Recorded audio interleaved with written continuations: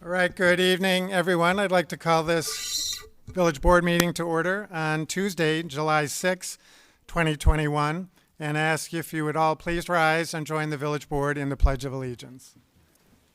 I pledge allegiance to the flag of the United States of America and to the republic for which it stands, one nation, under God, indivisible, with liberty and justice for all. Would the clerk please call the roll? Trustee Grassi. Trustee LaBedz. Here. Trustee Schwingbeck. Trustee Baldino. Here. Trustee Bertucci. Here. Trustee Scaletta. Here. Trustee Canty. Here. Trustee Tinaglia. Here. President Hayes. Here. First item on the agenda is the approval of minutes, and we have just one set to approve tonight. That's from the Village Board meeting of June 21, 2021. Are there any changes or passes? Move approval. Is there a second? Second. Motion to approve by Trustee LaBedz, seconded by Trustee Baldino.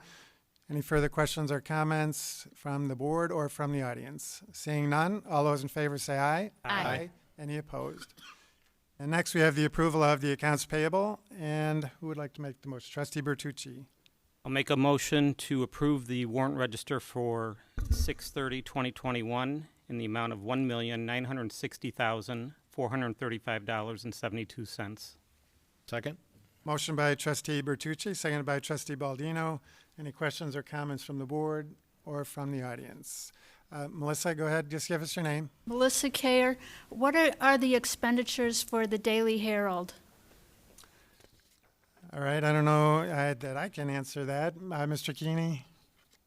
That could be a variety of things, Melissa. It could be subscriptions that we have to the Daily Herald. It could also be advertisements for when we're trying to hire somebody.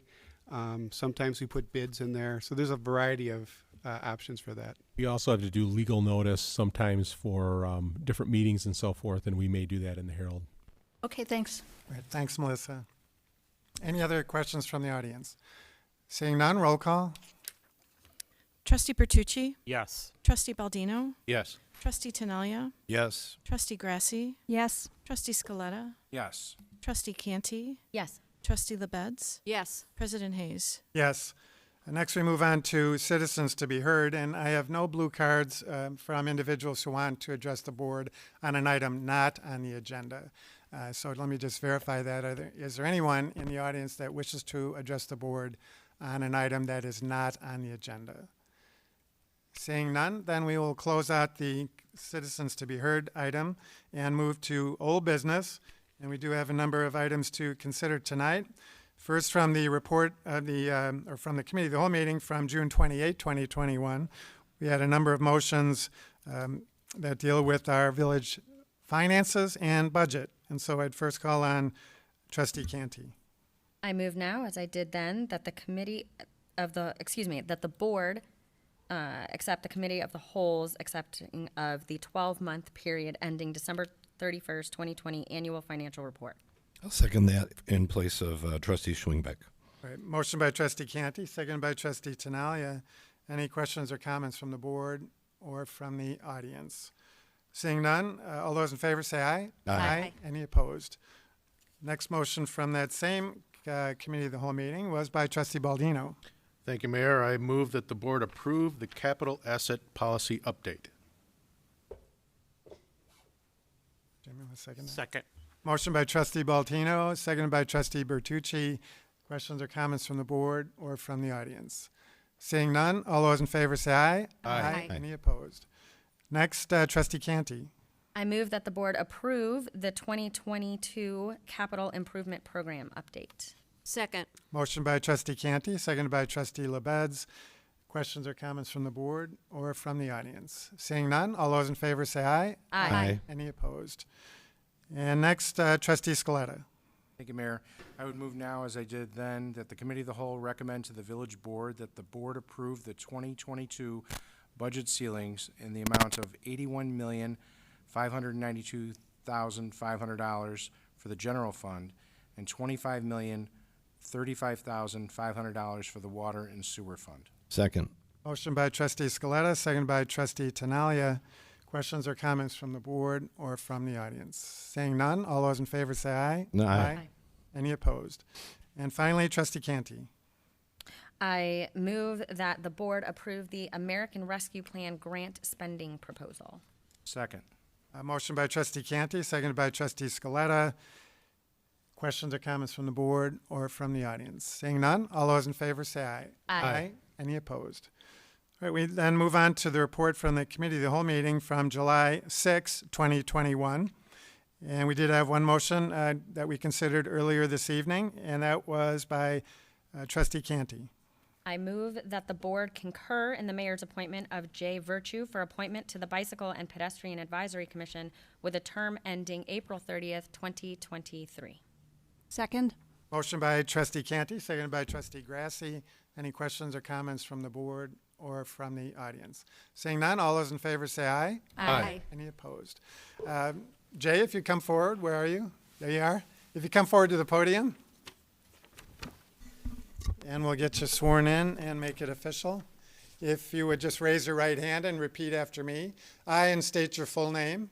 I, Jay Virtue, Having been appointed to the Bicycle and Pedestrian Advisory Commission having been appointed to the Bicycle and Pedestrian Advisory Commission in the Village of Arlington Heights, in the Village of Arlington in Heights, the County of Cook, in the County of Cook, do solemnly swear and affirm do solemnly swear and affirm that I will support the Constitution of the United States that I will support the Constitution of the United States and the Constitution of the State of Illinois, and the Constitution of the State of Illinois, and that I will faithfully discharge the duties and that I will faithfully discharge the duties of the office according to the best of my ability. of the office according to the best of my ability.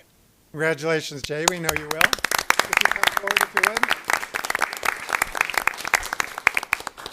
Need you to have you sign your oath with the village clerk, and I also need to present you with this village logo pin to wear as a proud representative of this village board and of this community. So congratulations again. Thank you. There you go. There is no other old business, so we'll move on then to the consent agenda. Are there any members of the board who wish to remove an item on the consent agenda? We do have one request from a member of the audience to remove Legal C, Section 2-2029. Let's make sure I understand which one that is. That's an ordinance amending Chapter 2 of the Village of Arlington Heights Municipal Code regarding quorum, so it's 202A. So that shall be removed. Are there any other members of the audience who wish to remove an item on the consent agenda? The permit fee waiver. Melissa, give us your name again. Melissa Kayer, the permit fee waiver. Consent petitions and communications A. All right, so that shall be removed as well. Any other members of the audience wish to remove items? Seeing none. Any members of the board wish to vote no or pass on any remaining items on the consent agenda? Move approval. Second. There's a motion to approve the remaining items by trustee Tinaglia, seconded by trustee LaBedz. Any further discussion? Seeing none, roll call. Trustee Tinaglia. Yes. Trustee LaBedz. Yes. Trustee Baldino. Yes. Trustee Canty. Yes. Trustee Bertucci. Yes. Trustee Grassi. Yes. Trustee Scaletta. Yes. President Hayes. Yes. Move on then to new business, and we do have two items to consider tonight. We'll take up those removed items under legal and petitions and communications. So we do have two items under new business. The first is a request for a special use permit for a banquet hall, for Hiding Place Banquet Hall to be located at 1863 West Central Road. Is the petitioner present? Come forward if you would, and just introduce yourself. Good evening, my name is Murat Marathi. And just give us your involvement with the business. Yes, we've been in Arlington Heights almost 13 years, in the business over 30 years, and our opportunity came up. The Sam's next door closed down, and Clarebrook offered us half of the space to be used, and from the request from our clients for private banquet events, and we decided to take half of it to build a little mini banquet hall. which will provide, I really think Arlington Heights need one, not just Arlington Heights, but surrounding the area, because what we are very unique in accommodating small party to about 120 people. It will be very nice design. I'm working with architects and interior design with a private bar and coat room and entering. We'll meet everybody's needs from every cuisine there out there, starting from Italian, French, everything they need, from very low budget to high budget. Okay. Anything else to add? I think this is it. I mean, Okay. just looking forward to the approval. All right. Well, let me turn it over to our Planning Department Director, Mr. Perkins, and then there may be questions from the Village Sure. Board. So, Mr. Perkins? Thank you. Good evening. Mr. Marotti is seeking a special use for a banquet facility, as he mentioned, expanding from Toscano's into the adjacent vacant Sam's restaurant space. It is on Central and Wilkie Roads. The west half of the shopping center is owned by Clearbrook. The east half is owned by the Village of Arlington Heights with the senior center that's located there. There's about 271 spaces on the west half of the property. 202 of those are in the front of the center and 69 are behind. There are no landscape maintenance issues that were identified on site visits when we looked at this. They are seeking, this site plan shows 142 seats, 126 interior and 16 exterior. They will be renovating the space, adding washrooms and a service bar area, and then a connection between this space and the Toscano's restaurant that Mr. Marotti owns, and they'll be servicing the banquet facility out of the kitchen from Toscano's. We did take a look at parking from 2 points of view. First, from the village code. They do have a surplus of 56 spaces in this shopping center. We then did an hour-by-hour analysis using ITE standards and also the standard ratios that we looked at with the European Crystal and Shea Hotel. And even with looking at this higher demand analysis, there are still a surplus of spaces. The peak time would be 2 o'clock in the afternoon.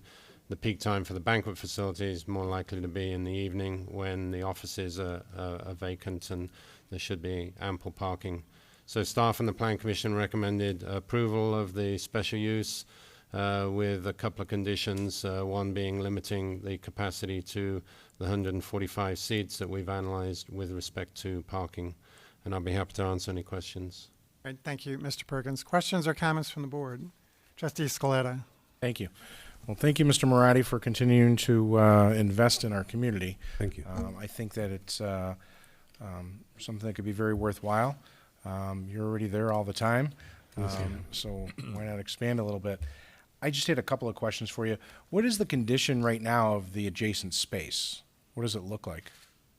The Clearbrook kind of tear down, clean up. Now, as soon as I get approved, I'll put the permits in. I'm working with a local architect. His name is Ted, and we'll put the permits in. Then we're going to start doing it from the scratch. Great. So, so as of right now, there's like a big wall that was put up kind of down the middle? No, they're going to divide it. They're not there yet. They're just kind of tearing down whatever was existing from before. They kind of clean up the whole joint. Right, so they're gutting it basically? Correct. Okay. And then they're going to give it to you with your space and then you're going to build it out? Yes, they're just going to divide it. What's theirs, Clearbrook taking some, and I believe the rest of them, the other place they taking that hair salon, whatever it's going to give me, then I'll start rebuilding it myself. Correct. Fantastic. And you're working with an architect, so you're going to be applying for permits and everything? Yeah, I got a great architect. His name is Ted. He's a local guy. You mentioned that. That is great. I'm very excited for you. I just had one question regarding the outdoor seating. Would it be true to say, and I don't have a problem with it, but it would be true to say that you're going to use the outdoor seating more for the restaurant than you are for the banquet hall? Because it doesn't, I mean, I don't think I've ever been to a banquet hall where I went inside, got my plate, and came and sat outside. No, basically we just been using it for a restaurant. Okay. For banquet hall, we're not going to use it outside. But the Clearbrook also let us use little tables. Sure. Since the pandemic hit us harder. There's no doubt. And so I think that would be a good use outside to expand your outdoor seating. because many people have realized they have been doing that it outdoor outside. seating is Not the way to today, it's go. very hot, but other than, yes. Okay. I have no other questions, Mayor, and Okay, thank you. Any other questions from the board? Seeing none, any questions from the audience? Seeing none, what's the will of the board? Trustee Scaletta? I would move to concur with the Plan Commission's recommendation. Second. Motion by Trustee Scaletta, seconded by Trustee LaBedz. Any further questions or comments from the board or the audience? Seeing none, all those in favor say aye. Aye. Any opposed? Well, congratulations, Mr. Moratti. We're looking forward to many, many years of great success at this location for your new banquet hall. So good luck to you. Thank you very much, and I'd like to thank you for Arlington Heights supporting us all these years. Thank you. Thank you. We have one other item of new business. That's a request for a mini golf facility at the old Chuck E. Cheese facility, which I was very familiar with, at 955 West Dundee Road. So welcome, and sir, if you just introduce yourself, please. Good evening, Mayor and members of the Village Board. My name is John Cleary, and I'm an attorney representing the petitioner, Mark Giannecchini. He has a contract to purchase this building. His contract to purchase, of course, is contingent on approval from this board. We also have tonight the petitioner's right-hand man, who's Mike Steele, and Steve Lauer, who's the real estate agent. I want to thank all of you for being here tonight. I was Mayor of Hawthorne Woods for 6 years and trustee for 6 years, so I know all the time that you put into these matters tonight, and we certainly appreciate it, so thank you. Jake Schmidt, your assistant planner, has written a very thorough, accurate synopsis of this project, so I won't steal his thunder. No, he's not here tonight, but you guys have that in your package. But I do want to mention a couple of things. The building's been vacant since Chuck E. Cheese left. The mini golf facility and restaurant would certainly be a welcome addition to Arlington Heights, especially since there's no business of this type within 15 miles. When the petitioner entered his contract, he was aware that a special use would be required, but he has filed with the village his written response justifying compliance with all the requirements of a special use. To that end, he's also going to make substantial upgrades to the site and the parking lot, including the installation of multiple landscaped islands to meet the current village code requirements, and he's also going to be upgrading the inside of the building, a little bit different than the Chuck E. Cheese. The petitioner had a traffic and parking study done from a certified traffic engineer, and the report indicates that there's no concerns regarding traffic at this site. He's even adding a 4-space bicycle rack right in front of the building. He's agreed to comply with all applicable federal, state, and village regulations. If you decide to approve the special use, the mini golf restaurant would certainly add additional entertainment value. It would be a welcome and admired addition to the great village of Arlington Heights. So I would please ask you to consider this request for approval of the special use. Okay, thank you. Mr. Perkins. Thank you. Yes, this is a great reuse of the vacant building on Dundee Road. It's located just west of Walker Brothers pancake facility. It's kind of tired and dated, so the investment will be a significant upgrade in the site and the building itself. They're proposing to have about 69 parking spaces on site. We have requested that they provide in the future a cross-access to the property to the south to provide potential connection to Kennicott Avenue. This property that's under contract, it's the same owner as the Arlington Lanes bowling alley. There could be some synergy between the two uses. So it's a condition that would be activated if it was needed and if necessary, and they've designed their plan accordingly. The floor plan, they're proposing the mini golf 18 holes on the west side of the building. Then they have the arcade area that I just highlighted in yellow, and then kind of seating for the food service area. Parking-wise, there's a surplus of 8 parking spaces under the village code regulations, and both staff and the Plan Commission recommended approval with these 3 conditions. And I'll be happy to answer any questions. Well, thank you, Mr. Perkins. And yeah, I do think this is a really nice use for this building that has been vacant for a very, very long period of time. And so we very much appreciate Mini Golf's investment in our community, and looking forward to many years of great success at that location for your business as well. So questions or comments from the board? Trustee Scaletta. Thank you. as a patron of the bowling alley, I will say that the operator's done a great job of operating that facility for many years. And not only am I happy that he is going to be reinvesting in this existing building, but I think it says an awful lot that he believes in it so much that he's buying the property. This isn't someone who's just signing a lease for a couple of years to see if this works. I have no doubt that he's going to make it work and that he's going to use every opportunity to market the golf course with the synergy of the bowling alley. And so I'm very supportive and really excited about this new opportunity up north. Trustee Scaletta, he loves the village. He would be here tonight, but he is ill, so he's not here tonight. I read that in the Plan Commission minutes. Trustee Thank you. LaBedz. Thank you. Thank you, Mr. Cleary. I think it's pretty exciting to have mini golf since it's the only kind I can do. So I'm with you on that. But so that leads me to my one question, and that is the marketing information kind of focused on kids' birthday parties. I assume there will be open golfing for people to just come in for. Okay. I just wanted to be sure because I'm not likely to have a kid's birthday party. So.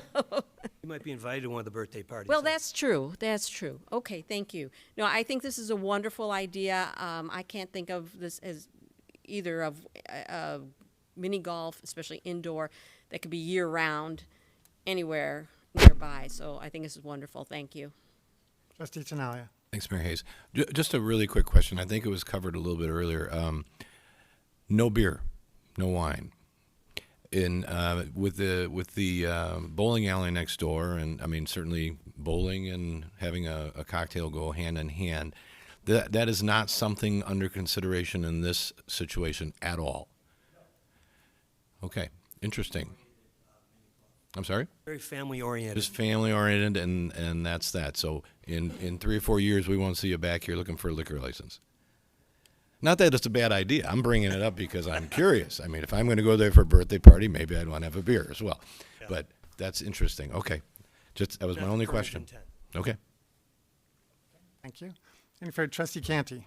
I want to echo the thank yous for investing in our community. Thank you to your client and the representatives that are here. It's fantastic to see, especially given the year that we just had. So creating more opportunities for people to be together and celebrate and do something fun and creative, I think is fantastic. And I would move that we approve the recommendation of the Plan Commission. Second. Motion by Trustee Canty, seconded by Trustee Tinaglia. Any further questions or comments from the board or from the audience? Question in the back, sir. You're going to have to come forward. You're going to have to come forward to the podium, please, and just give us your name. My name's Thomas Ferk, and I'd just like to comment that indoor mini golf is an excellent idea, and I can't wait to go. All right, thank you. Appreciate it. Thank you. Any other comments from the board or the audience? Seeing none, all those in favor say aye. Aye. Any opposed? Well, congratulations. Thank you, Mr. Cleary, for Mayor being and the board, here tonight. thanks very much. Thank you. Thank you. Good luck, man. All right, we have no other new business, so we'll move on to legal, and let's go ahead and take the item that was removed from the consent agenda first. Mr. Recklaus. Thank you, Mayor. This ordinance amends the current time that village board meetings officially start. For the longest time, our meetings have started at 8 p.m. It's really one of the later start times in the Chicago metro area for village board meetings. During COVID, we had started our meetings a little bit earlier, and it seems that the village board prefers an earlier start. And so this ordinance would amend the time to 7:30 p.m. instead of 8 p.m., and staff recommends approval. All right, any questions or comments from the board? Move Seeing none. approval. Mr. Moons, did you have a question, or does that satisfy you?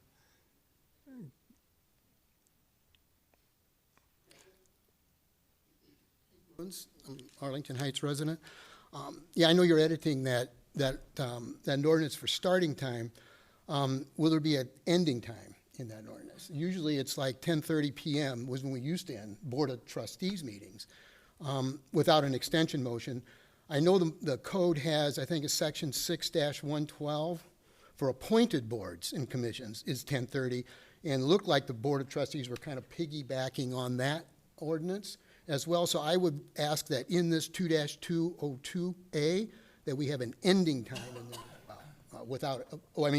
without an extension motion. You know, that rule was, there was a long time ago, kind of informal rule having an ending time, I believe, at 11 o'clock. It was 11. And that went away a few years ago. And the reason for that is there are occasions where things are timely, and you know the board is trying to get something done, and if something goes over 11, the village doesn't want to be hamstrung by that. Now, that being said, obviously, if a discussion is going long and we're past the point where the board feels that they can have a productive conversation, it's always their prerogative to table an issue and to another meeting and adjourn the meeting. And this, having no policy, what it does is it allows the board to kind of make those decisions on the fly depending on the context of a particular meeting, particular discussion, and the circumstances. And that's well taken. It's just that the appointed commissions and boards have an ending time, so it seems like it should be one. It's something we can examine. All right, thank you, Mr. Moons. All right, any other questions from the board or from the audience? We need a motion then to approve. Move approval. Second by Second. Trustee Tinaglia made the motion, seconded by Trustee Baldino. We need a roll call on this. Trustee Tinaglia? Yes. Trustee Baldino? Yes. Trustee Canty? Yes. Trustee Bertucci? Yes. Trustee LaBedz? Yes.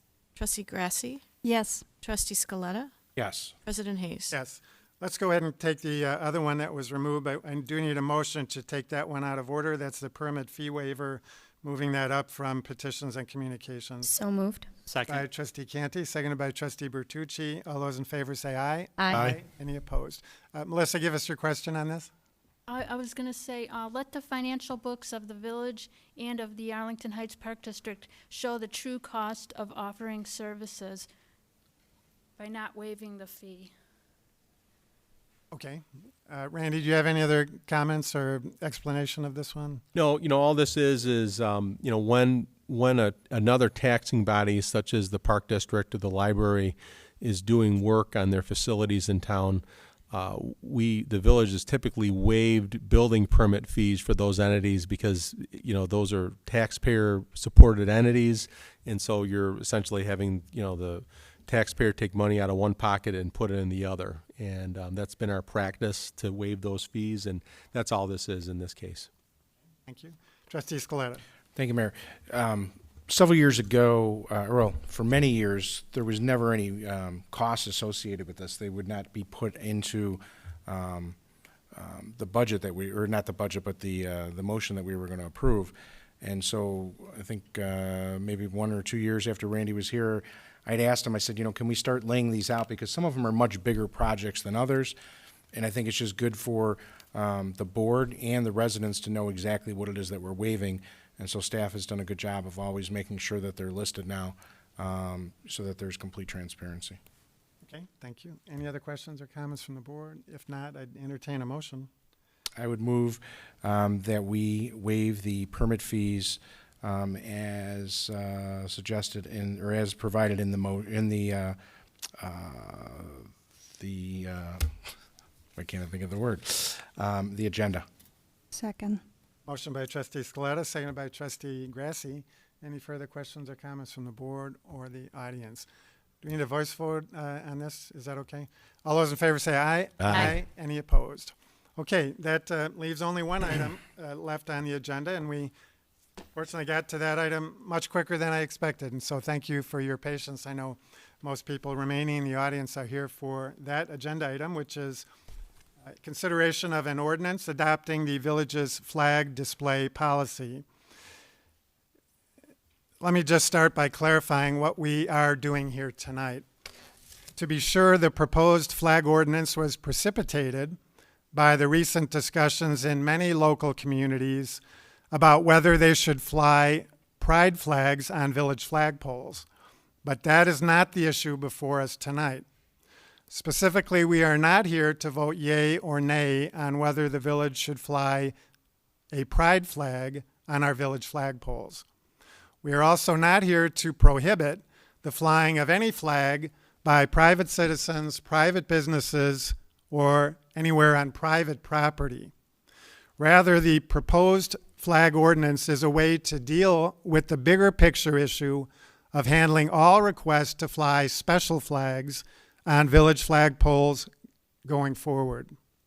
In that regard, I strongly believe that the best way to do that is by codifying our long-standing, currently unwritten village policy of limiting the flags that can be flown on village flagpoles to the flag of the United States of America, the flag of the state of Illinois, the flag of the village of Arlington Heights, and the National League of Families POW/MIA flag. The village can and has supported various causes in other ways over the years, but for me, the answer to the question before us tonight is plain, simple, and straightforward. Local government flagpoles should not be limited to flying only those flags that all of its residents can support. For many practical and legal reasons, I believe that a local government should not be making political or social content-based statements on its flagpoles. To be sure, there is an important distinction between issuing a village board proclamation supporting a cause and flying a flag supporting the same cause on a public-owned village flagpole. In particular, a village board proclamation is signed by the mayor and includes the names of all 8 village trustees. The village board carefully selects the words to be included and the message to be conveyed in its proclamations, and as such, those proclamations really belong to the 9 people as elected representatives of the community rather than to the public at large. On the other hand, village flagpoles belong to all 76,000 residents of this community. Unlike a proclamation, flying a flag on a village flagpole says 2 things: that the village as a governmental body officially endorses what that flag stands for, and that all residents of the community support and owe allegiance to that flag.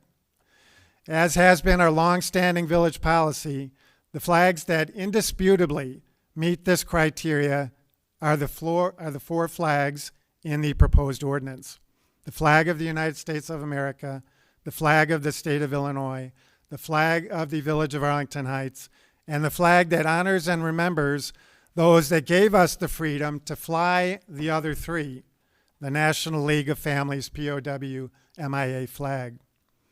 From a practical standpoint, passage of the proposed ordinance allows us to treat all requests the same and to avoid debate over controversial issues that divide rather than unify our community. From a legal standpoint, a policy like the one passed by the Village of Buffalo Grove that specifically allows requests to fly special flags supporting social justice initiatives converts public property from a non-public forum to a public forum, inviting litigation by any group that might be denied access by the elected officials. In short, the Buffalo Grove policy does the very thing our longstanding policy and this proposed ordinance is designed to prevent. I understand that the League of Women Voters will be reading a statement later tonight asserting that the proposed ordinance is exclusionary in nature and contrary to our recent DEI efforts. In response, I would argue that the proposed ordinance is actually the most all-inclusive ordinance you could possibly draft because it allows only those flags that all residents can support. On the other hand, allowing special flags to be flown that support specific causes will be inclusive for those that support that cause, but decidedly exclusive for those who don't. Regarding DEI, I believe, as a letter to the editor in the Herald expressed a couple of weeks ago, that we don't need special flags to make statements about and celebrate our diversity, equity, and inclusivity, because there is already one symbol that encompasses and observes our individual diversity. That's the Stars and Stripes. With that thought in mind, I'll close my remarks by just expressing hope that some of you here tonight or watching at home had the opportunity, like most of us up here, to be at Arlington Park for the fireworks Saturday night to see the video recitation of the poem, I Am Old Glory, about the Stars and Stripes. For those of you that did not, it was particularly moving to hear it during Independence Day weekend in our now near post-pandemic environment. And it was also particularly timely in light of our discussion here tonight. To quote just a few lines from the poem reflecting the thought that one flag, Old Glory, works for us all. I stand for peace, honor, truth, and justice. I stand for freedom. I am the symbol of freedom, of one nation under God, indivisible with liberty and justice for all. With that, I would close my initial remarks and turn it over to the village board for comment. Trustee Scaletta. Thank you, Mayor. Tonight's proposed ordinance is to codify our existing practice of displaying 4 flags. Some are using the codification to say that we are not inclusive and are making this all about the pride flag. Last month, we all agreed to a proclamation supporting Gay Pride Month. For those that accuse members of this board of not being inclusive, they're just plain wrong. I have friends and family who identify as part of the LGBTQIA+ community. In fact, I've attended several weddings to celebrate their love. This ordinance does not prohibit residents from flying a flag of their choice at their home or business. A couple of residents have suggested that we table the motion to consider the appropriate pride flag, and they mentioned 3 different flags. So I did some research and found an article in Marie Claire magazine that states there are more than 30 pride flags. While I do understand that the LGBTQIA+ covers many different communities, that would make our deliberations even more difficult. Our job as trustees is to provide the residents of Arlington Heights safety and well-being. Politicizing our decisions is not what the majority of residents are asking from us. Because people have different opinions on different issues, raising flags of a political nature will continue to divide our community instead of bringing us together. Just because we have a different opinion than yours does not make them wrong. So let's be respectful of all comments made this evening. Many men and women fought for our right to free speech, and unless their speech is hateful, they have a right to speak their opinion. We need to be respectful of all Americans, not just those that agree with us. We all ran as nonpartisan candidates up here, and I, as a nonpartisan board member, move that the village board adopt an ordinance of the village flags display policy as proposed. Second. A motion by Trustee Scaletta, seconded by Trustee Tinaglia. Further questions or comments? Trustee Bertucci. Thank you, Mayor. I would concur with both Mayor Hayes and Trustee Scaletta. And in addition, what I'd like to do is get some clarification from Mr. Passman, our village attorney, to possibly clarify for members of the audience, maybe even for ourselves up here, and also for those at home. And if the mayor spoke of non-public forums and public forums and how you might convert a flagpole from a non-public forum to a public forum, can you explain a little bit further and maybe in more in layman's terms what that means and what the consequences might be? Absolutely. With your permission, Mayor, I'd be happy to answer that. And I'll try to I could spend well past 11 o'clock talking about public forums. I won't do that. In a nutshell, not all public property is designated under our system of government or under the Constitution for public speech. Some public property is a traditional public forum, and most commonly that would be a public street. People can speak their mind, members of the public. That's why people can march up and down a street with the sign of whatever they're choosing. But some public property is not a public forum, and they're identified as such under the law. A good example would be some of the offices here at Village Hall. This is very much a public building, but the public does not have the right to walk into a department head's office walking around with their sign. Our flagpoles right now are not public fora. That is because the village has not opened them up as a means of expression by the general public. I believe what the mayor alluded to is that, if I understand correctly, the measure that has been considered by the village of Buffalo Grove, they have designated at least one of their flagpoles, maybe not at Village Hall, but in one of their other public spaces, as being a place where groups could make requests to fly their particular flag, whatever it may be. And I would share the concern that if a municipality does that, with a flagpole or any public property and opens it up to any type of expression where it might not otherwise already be open, that becomes open to everybody on all sides of an issue. So once a public forum is designated, you can't pick and choose who the speaker is. And that means it could be speech that each of us may agree wholeheartedly with or disagree vehemently with. So I think that's where I hope that answers your question, Trustee Bertucci. That does. Thank you. That's very, very clear. The second question I have for you is some have written to, at least to me and I think others, about the POW-MIA flag.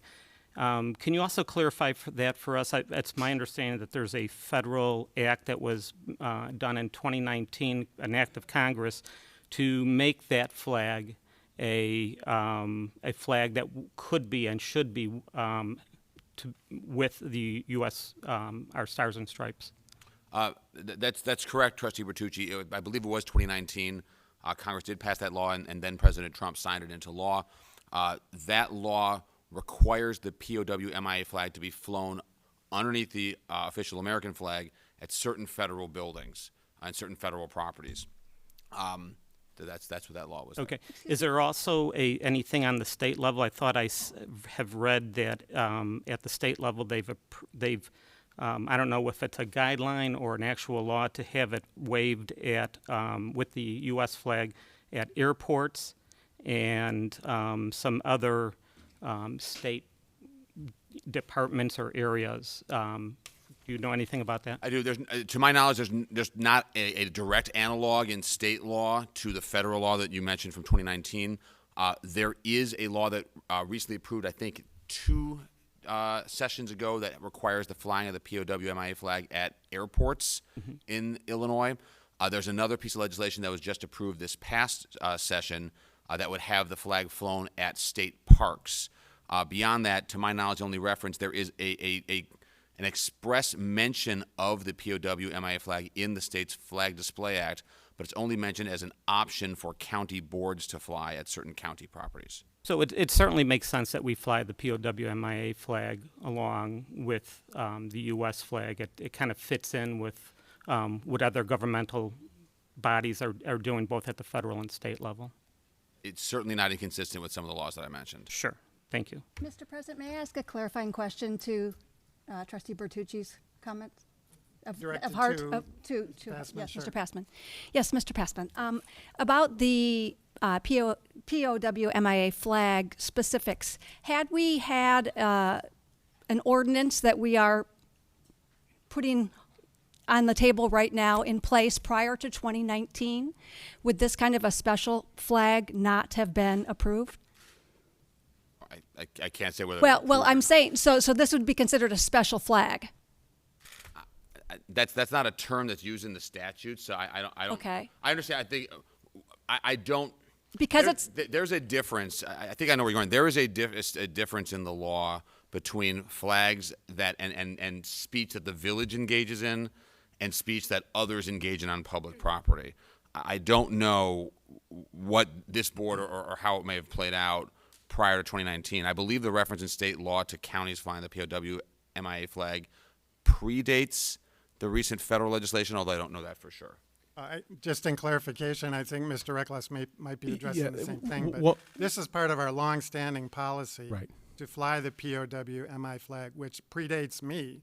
So that goes back more than 30 years, to my understanding. What I was going to say is, I can't point to an exact date when we began flying it, but I wanted to just make the clarification that the federal laws and state laws that are referenced do not impact the village's choice to fly or not fly any of these individual flags. I just want to make that clear that those flags, those laws apply to federal-owned property, to the extent the state has done it, state-owned property, and then airports. But I just want to make sure that was clear. Is that?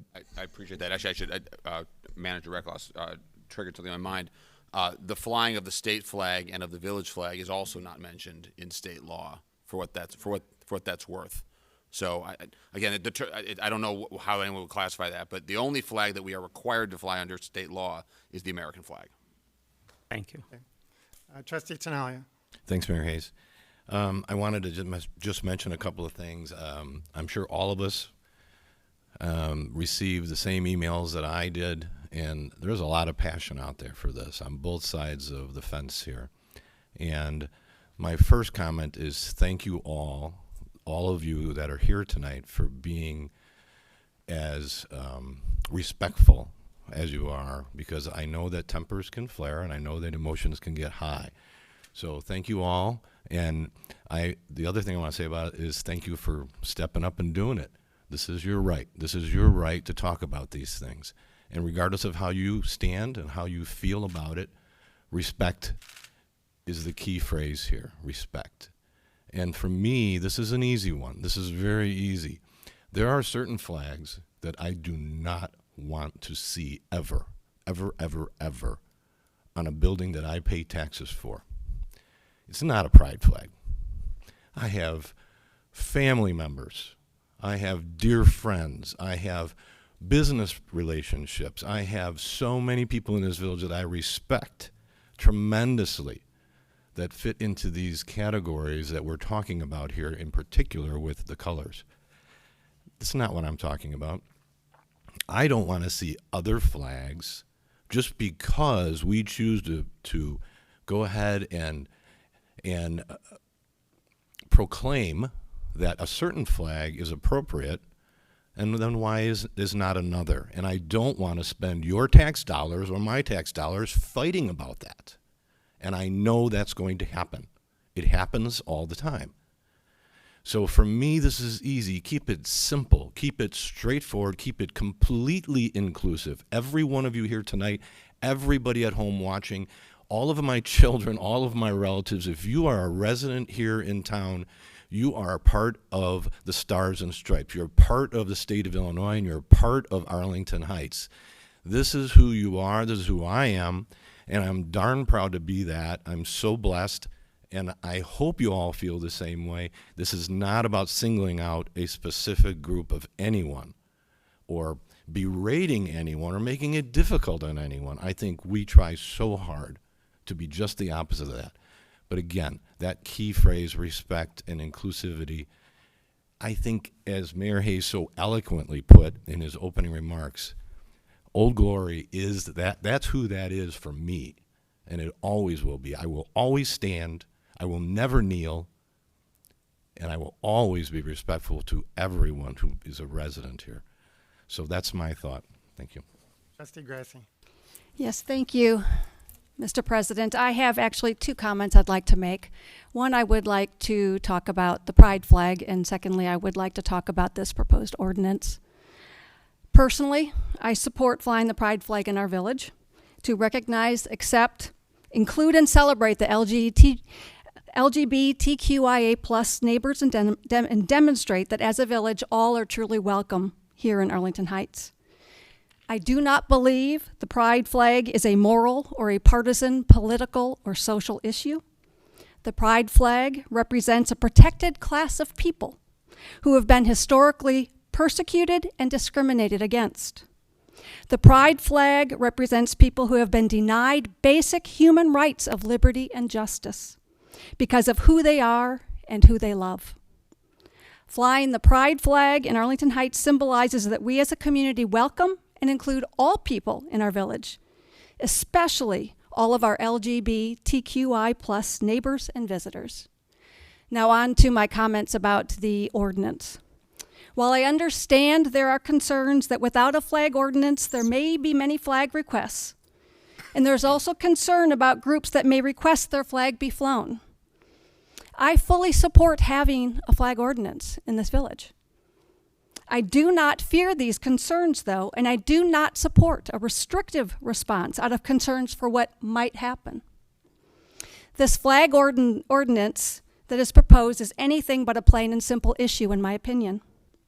Through my research, I found many different cities that approach this complex issue, and there are legal ways that we can remain open to the ways our community is evolving and changing. There are ways that we can reduce our exposure to lawsuits, to be a more welcoming and inclusive village. And there are ways we can never be forced to fly a flag that we do not want to fly. Our village is rich in tradition and history. Some of our tradition has been rightfully rejected with important lessons, while some history and tradition continues to be what connects and binds us together as a city of good neighbors as we're looking forward to a really exciting future together. And culture always changes with time. A static concept of tradition fossilizes a society and risks rolling back rights and freedoms of others rather than advancing human rights. I believe it is our village board's responsibility to be able to put together an ordinance that allows us to adapt to our changing culture and uphold the rights and freedoms of all of our residents, now and in the future. Using federal and/or state flag statutes and proclamations as a filter and guide to determine our use of any special flags is a good place to start, in my opinion, for this ordinance. The pride flag has flown over federal buildings, and our state of Illinois Capitol has flown the pride flag since 2019. I have received powerful and articulate requests from our village residents to include the pride flag in our list of authorized flags, and I thank you for that. I do agree. And for these reasons I just discussed, I do move to amend the proposed flag ordinance to insert one additional item into Exhibit A. Number 5, other special flags recognized and flown by the United States or the state of Illinois through statute or proclamation as requested by a sitting board member and voted upon by the village board. Second. There's a motion to amend the main motion on the table by Trustee Grassi, seconded by Trustee Canty. Further questions or further comments from the board? Trustee Canty. So, Randy, I want to start with a question to you. How many flag requests do we get in a year? To the best of my knowledge, the request for the pride flag is the first one that I'm aware of. Okay. So that's my recollection, right? So we don't get hundreds or even tens of requests for flags to be flown at Village Hall. Is that a fair During my statement? tenure, correct, yes. Okay, thank you. So I too only recall a single request. I recall it from this year. I recall that within 2 days of receiving that request, I was asked to consider this flag ordinance to somehow quell a tide of requests that would absolutely derail our meetings week by week, month by month. And I have to say that I agree with my colleague, Trustee Grassi, that I believe that we are smarter than this. I believe we are better than this. This ordinance, as written, seems like an overreaction. It doesn't further our stated strategic goals related to DEI, and in fact, it seems designed to do the exact opposite of furthering that goal. I find this strange, given that we spent $30,000 to hire a consultant to aid us in our DEI efforts, and we have repeatedly affirmed our commitment to that strategic goal. The current ordinance singles out a single non-governmental group for flag recognition, and while I have no problem with that flag, let me be clear. My family is filled with veterans that have served this country in the Army and the Navy honorably. They have been to war. They have served with great honor, and I respect them and the people with whom they served, both those who came home and those who did not. However, they would also agree that the flag of our country, the flag that we fly very proudly that represents us all, at one time in our history said that I was 3/5 of a person, said that my family was 3/5 of a person. Until recently, in my lifetime, that flag also stated that my brother could not marry the man that he loved. Times change, and it is important that we, as a welcoming village, one that talks about being welcome, actually take the time to show that we are welcome instead of just stating it. Yes, we issued a pride proclamation, but that was a hard-fought proclamation. It did not sail through this board with a unanimous, right-off-the-bat agreement. There was a lot of discussion, and it was sometimes hard to be part of. I say that as a sitting member of this board. I don't think that there's any pressing or urgent need to go through with this ordinance at this time. However, I do second my colleague's amendment to the motion that is currently on the floor. Let me just strongly disagree, Trustee Canty, with your assertion that the Pride Proclamation was not unanimous in nature. I mean, it was exactly that. You yourself, Mr. Mayor, said that you did not agree with having a Pride Proclamation that you ultimately voted for, but you came out of the gate when it was proposed and said that you did not agree with it. So I appreciate you changing your tone on that, but I do want the record to be clear. Well, the record is clear, Trustee Canty, in terms of my public statements on this and my public actions, and I don't need you to defame my character in this manner, because it is not correct. You have inaccurately stated the facts.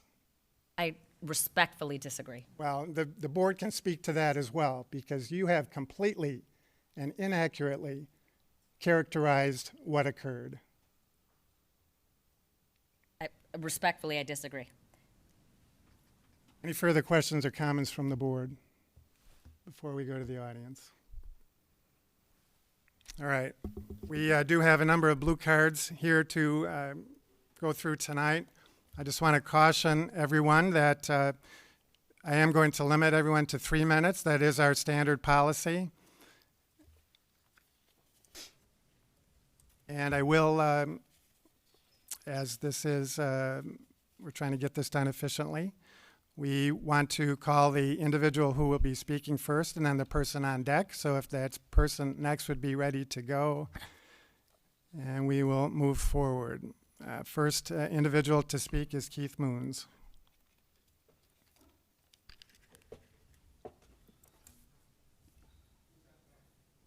And on deck is Mary Lou O'Hava.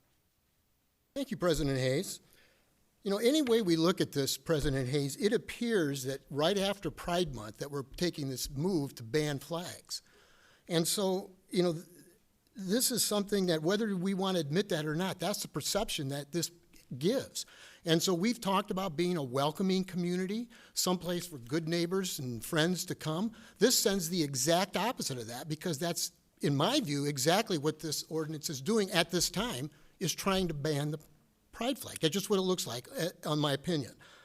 So, you know, to my recollection, and I've been here a few years, it has never really been a problem before. So this looks like, you know, kind of a steamroller to get a fly type thing, that we can do this. And I would recommend that the village board would approve this amendment, and then if they want to, vote the motion up with the amendment in there, or just flat vote the motion down, which would be preferable to me. One thing, I do have a question. Could you disclose to the public requests to fly various flags? Could you give to us those people that did this, or do we have to go through FOIA to get that kind of information? Who has actually applied to fly flags? Could you also explain the process here on how this item was put on the agenda for tonight's under legal and not new business? How it even got on the agenda in the first place? It appears like it came from the village manager's department, the legal division. It didn't come from what it looks like, because it didn't come into new business, it came into legal. That it came from non-voting members, that all of a sudden has been foisted upon the Board of Trustees to make this decision that really is unnecessary, it looks like. It just looks like we kind of stepped in something here that we didn't have to do. And so, you know, why we should consider this now and tonight is a big question to me. And I would like to just handle it the way we've done before, and let's just move on, because we've got a lot of other things to be worried about here. We do, Mr. Moons. Thank you. Next is Mary Lou O'Hava, and then on deck is Mark Rimza. Mayor Tom Hayes and Board of Trustees. Since a new flag ordinance is being proposed to fly official flags on our village buildings, I am in agreement that the United States flag, the state flag, the village flag, and the POWMIA flags are appropriate. We can't possibly fly flags for every agenda that a group would want displayed. People have that right to fly their individual flags in their own property. Because, as we know, you can offend someone no matter what flag you decide to fly. Let's keep politics from dividing our village at this time and from now on. The design principle noted by the U.S. Navy in 1960, KISS, meant keep it simple, stupid. Thank you. Thank you, Ms. Olhava. Next is Mark Rimza, and then on deck is Miel Johnson. I'm Mark Rimza. I've been in Arlington Heights for 51 years now. I rise in support of the proposed ordinance. Mayor Hayes, I have to commend you for keeping us a city of good neighbors, as well as the trustees. It's been a great place to raise a family. Now across the land, we see there seems to be an effort to cater to minority interest. We hear buzzwords like diversity, equity, and inclusion. We even initiated a commission to address this. I say, if it ain't broke, don't fix it. We already have an exceptional community. Putting up a special interest banner on a flag pole does not make us more inclusive, diverse, or equitable. In fact, a trap is already set for the trustees. If you put this one up, do you deny this one? Now, how can you deny this one if you put this one up? And now do you hear the sounds now? Homophobic, racist, there's the trap there. There's only one flag, has been stated before, that's inclusive, and that's the United States of America. We are all Americans. We should be proud of us. Vote yes. Thank you. Thank you, Mr. Rimza. Next is Miel Johnson, followed by Lucy Nisi. My name is Miel Johnson. I'm a board member of the League of Women Voters of Arlington Heights, Mount Prospect, and Buffalo Grove areas, as well as a resident of Arlington Heights. The League of Women Voters, as many of you know, is a nonpartisan volunteer organization dedicated to empowering voters and defending democracy. As part of that mission, to empower voters, we encourage citizens to provide feedback to their elected officials. And tonight I rise on behalf of the League of Women Voters to provide feedback to the Board of Trustees. Please vote no on the proposed flag display policy. As the Board of Trustees considers this issue, please also consider the following facts and questions. A flag display policy has not existed for the village in its more than 150-year history. Why is this ordinance being considered at this time? The village of Arlington Heights has come a long way since the 1970s, when a case alleging the village's housing policies were discriminatory went all the way to the Supreme Court. The village of Arlington Heights now promotes itself on its website as a, quote, progressive community that people are proud to call home and where young families like to establish their roots for generations to come. What need does this ordinance serve for the village and its residents? The village of Arlington Heights also has a diversity, equity, and inclusion position statement that reads in part, diversity in Arlington Heights means respecting and welcoming all individuals with diverse backgrounds, experiences, perspectives, and cultures to include, but not limited to, each individual's culture, nation of origin, race, religion, ethnicity, age, gender, sexual orientation, and gender identity and ability. This commitment to diversity is the foundation for building and maintaining a high-quality workforce, government operations, and community inclusion in these processes. Diversity and inclusion are core values and strategic imperatives that build and support the strength of the village of Arlington Heights as a community and government. The village itself has recently issued proclamations in support of Juneteenth and Pride Month. How does the proposed ordinance support the village's stated DEI policy? Elected officials are expected to conduct government business openly and transparently, with the ability for taxpayers to provide feedback. Who is responsible for bringing this ordinance before the Board of Trustees? And what public feedback was solicited prior to the ordinance being drafted? Arlington Heights is one of the 15 most populous municipalities in Illinois. Many people patronize businesses in Arlington Heights, as we have seen with the success of Arlington Al Fresco. What effect will this ordinance have on the reputation and economic well-being of our village? The language of the ordinance states that the policy will serve and be in the best interest of the village and its residents. Please, serve the best interest of our community by voting no to the flag display policy as written. However, if the village wishes to overturn more than 150 years of precedent, we believe the only reasonable response as good stewards of our community is for the Board of Trustees to allow residents to provide input to any proposed ordinance before it is drafted and voted into law. Thank you. Thank you, Ms. Johnson. Next is Lucy Nisi, and then Roger Woolner. Thank you. Thank you for letting me speak tonight. My name is Lucy Nisi. I live in Arlington Heights, and I attend District 214. I'm also asking that you oppose the proposed flag ordinance or you adopt it with the amendment from Trustee Grassi. Allowing flags like the Pride and the Juneteenth flag to fly in Arlington Heights would be a small gesture towards the inclusivity that our village needs to adopt now. As this ordinance was proposed directly after a recommendation to fly the LGBTQIA plus Pride flag, it seems to be in direct opposition to the flying of this flag, though you argue that it is not. As members of the board, surely there would be no higher priority than making those who live in Arlington Heights feel welcome, safe, supported, and included. My experience growing up in Arlington Heights and going to school here has not been that. As a queer person, I have found that our schools, our communities, still are very much alive with a tradition of homophobia, exclusion, and though I have not experienced it, other types of discrimination, such as racism. And I have had a horrible experience in many of these situations. I have been called a slur, I have been said really mean things, and I think that as many of my young friends, many of the young people in your communities have had similar experiences, it is time that you address this now, because this community is not only for one specific type of person. While I don't face any sort of oppression or violence, not all people are so privileged, and we have a national trend right now towards anti-trans legislation, towards violence against black trans women. Simply put, the village needs to put action forward that shows that we are above this type of violence, that we are above this type of oppression. That's not what we're doing with this ordinance. It's crucial that Arlingtonites do better for marginalized communities, especially the LGBTQIA plus community and young people such as myself.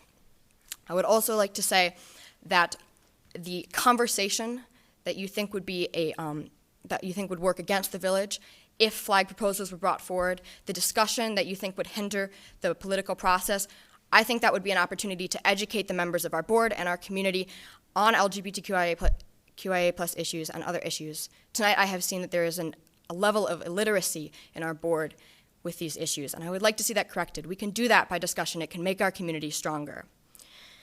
This is just one step that visibly marks Arlington Heights as a welcoming community for all, and I can't imagine that any concept of professionalism that we propose or that we have here would be more important than the safety of your constituents and their feeling of acceptance in this community. Thank you. Thanks, Lucy. Next is Roger Woolner, and then on deck is Diane Mulheim. Thank you. And first of all, I want to express my thanks to Trustee Grassi and Trustee Canty, both for the kind letters that you sent me and for your sentiments. I think your amendments make a lot of sense.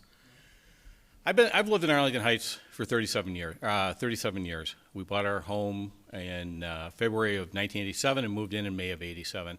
I'm the parent of 3 children, 2 of whom are gay. I don't look at my 3 children as 2 gay children and 1 straight child. To the young lady from District 214, I empathize with you. My daughter came out as a freshman at Buffalo Grove High School, but she was also outgoing enough to get up in front of the student body and say, I want to be homecoming queen, and you know what? She got voted in. If you look online, there's still hate speech about Jennifer Wallner because she was a gay homecoming queen.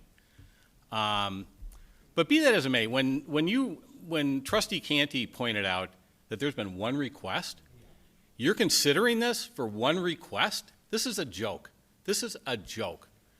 And you know what? It's great that you had this ordinance, but when I looked at it, to me this seemed like marketing for the village, that you wanted gay dollars in the village. I don't know.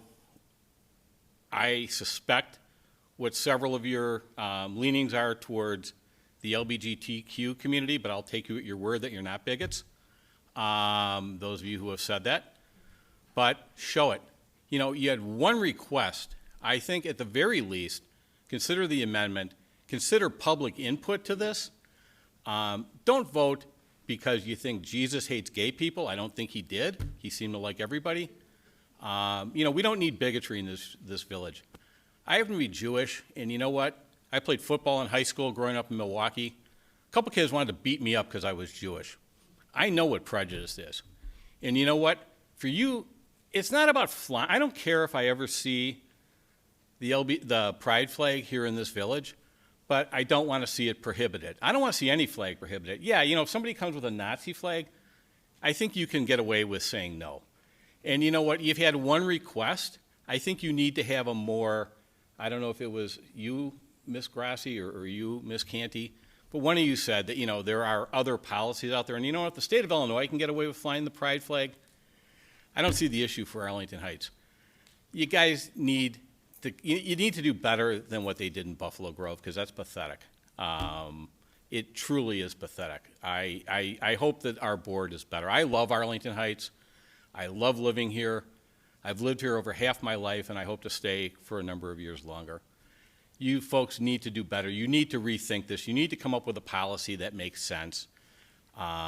Just to prohibit everything, that's pardon my language, but that's just you're trying to cover your asses, and that's not right. Do better. Be better. Thank you. Thank you, Mr. Woolner. Next is Diane Mulheim, and then Lisa Doty. Hi. Can you hear me? Yes. Okay. I've been a resident of Arlington Heights for 40 years, around 40 years, and I am here to support this proposed ordinance.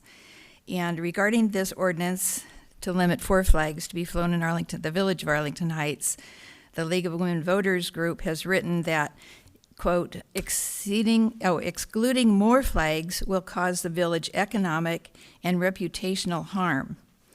Well, since Arlington Heights is doing great economically without more flags, and it has an outstanding reputation in the northwest suburbs, would flying more flags really make a difference?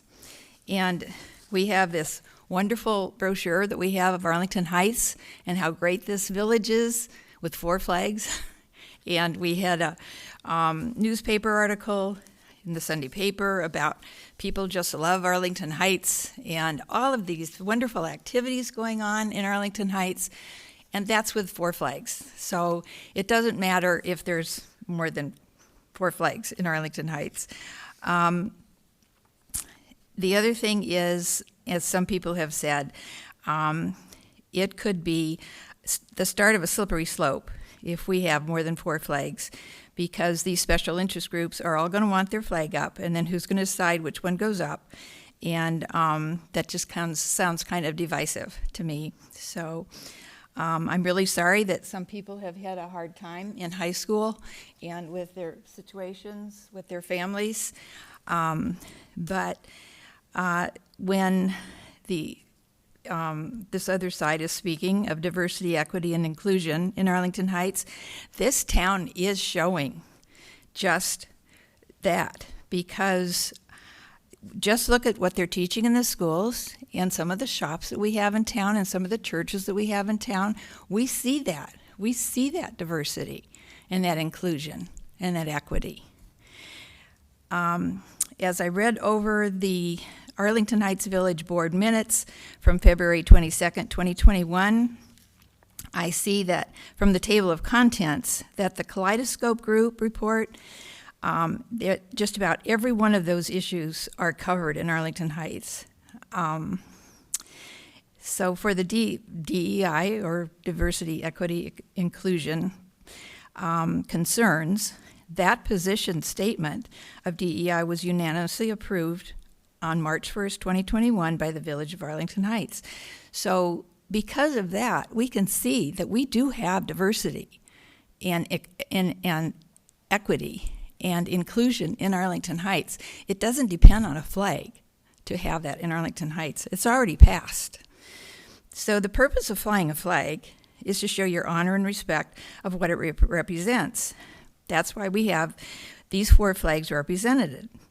And many people have said it already, but I'll say it again. We honor our country, we honor our state, we honor our village, and we honor the prisoners of war and those missing in action who defended our country. These flags... And if you could just finish your thought, please. Okay, one more sentence. These flags are for all citizens, and that's why we salute it. And just like we say in our Pledge of Allegiance, one nation, under God, indivisible, with justice and liberty for all. Thank you. Thanks, Ms. Mulheim. Next is Lisa Doty, and then Luke Sperrio.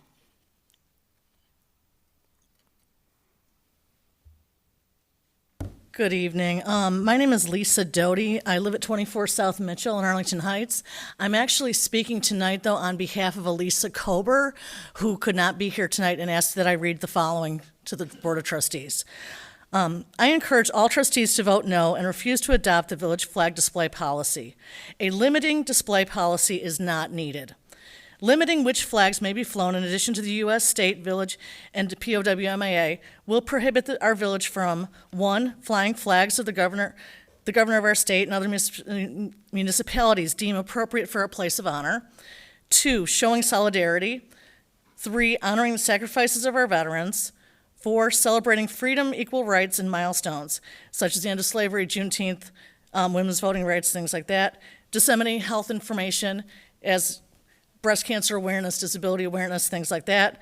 Elevating a public school, say we have a championship school, say we have something that we really want to celebrate with the team, this would prohibit that kind of thing. Village flagpoles are not government controlled, not a public speech forum. Any and all groups do not need to be allowed to have equal access to have the village fly their flag. There's plenty of legal precedent from around the country that local government flagpoles are not public forum speech, but are considered government speech. And there's a government speech doctrine that is not part of the Constitution, but it is one of the things that is looked at, especially in the city of Boston, the city of Boston was asked to fly a Christian-based flag. They turned it down. They were sued by the person who wanted them to fly it. The ruling of the court was that it was government speech, not First Amendment rights, so it did not violate that person's First Amendment rights because the city of Boston chose not to fly it. Okay. Refusing to acknowledge and support an often marginalized group and with high rates of suicidality at the close of Pride Month is a slap in the face.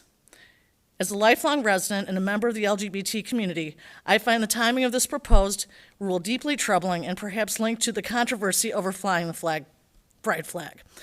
If this passed or discussions continue along these lines, the township will be forced to deal with negative press at a time when we are trying to repair our reputation and be committed to diversity. Passing this rule will be an embarrassment, and I will gladly join the protest to ensure my town is an accepting, welcoming place for diverse people. Thank you very much. Thank you, Ms. Doty. Next is Luke Sperrio, and then Felix Garkish. Hello, my name is Luke Sperrio. I'm a college student and a lifetime resident of Arlington Heights, and I'm here in support of the amendment proposed by Trustee Grassi. I wanted to start out by mentioning a statistic. According to the CDC, 40% of LGBT youth considered attempting suicide in the past year. That makes LGBT youth more than 4 times as likely to attempt suicide than their peers. Luckily, we already know how we can improve this number. With access to just one LGBT-affirming space, youth were significantly less likely to attempt suicide than those who did not have access to any. I'm bringing up this statistic for 2 reasons. First, to respond to previous comments that the system is not broken and we don't need to fix it. It is broken and we do need to fix it. Second, by not only refusing to fly the pride flag, but creating an ordinance preventing it from ever being flown, the village is spurning one of the most simple and yet powerful ways to create an LGBT-affirming space. Village buildings are a figurehead of what our community believes in, and flying the pride flag sends an important message to LGBT youth that they are valued and appreciated in their home of Arlington Heights. This message is especially important to youth who may rely on the greater community for support when they cannot receive it from friends and family. Refusing to fly this flag is more than apathetic to the request of LGBT citizens. It's irresponsible and disrespectful to the quality of life of the village's LGBT citizens. On a more personal note, growing up as a young gay man in Arlington Heights was not easy. I spent much of my adolescence feeling singled out and unrepresented in my own community. I can only imagine what a difference it would have made in my youth to see the pride flag flying at Village Hall, reminding me I'm not alone in Arlington Heights. I hope that the board will reconsider its choice to prohibit the flying of not just the pride flag, but all flags important to the village's minority groups. These flags serve as a beacon of hope for minorities and hold much more value than I believe the board is currently giving them. Thank you. Thank you, Mr. Sperrio. Next is Felix Garkish, and then Eric Hubbs.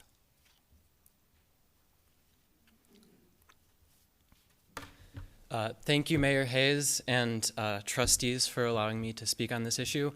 Today, I rise in strong opposition to this proposed prohibited flag ordinance because, first of all, I would also like to say I live here in Arlington Heights. I just graduated from Prospect High School, and the way that I see this ordinance, I see it as twofold. First, an unnecessary prohibition of the free speech of our community, and worse, it's also seen as a step back from the goals of diversity, equity, and inclusion that this village has affirmed a commitment to and should actively continue pursuing in the future.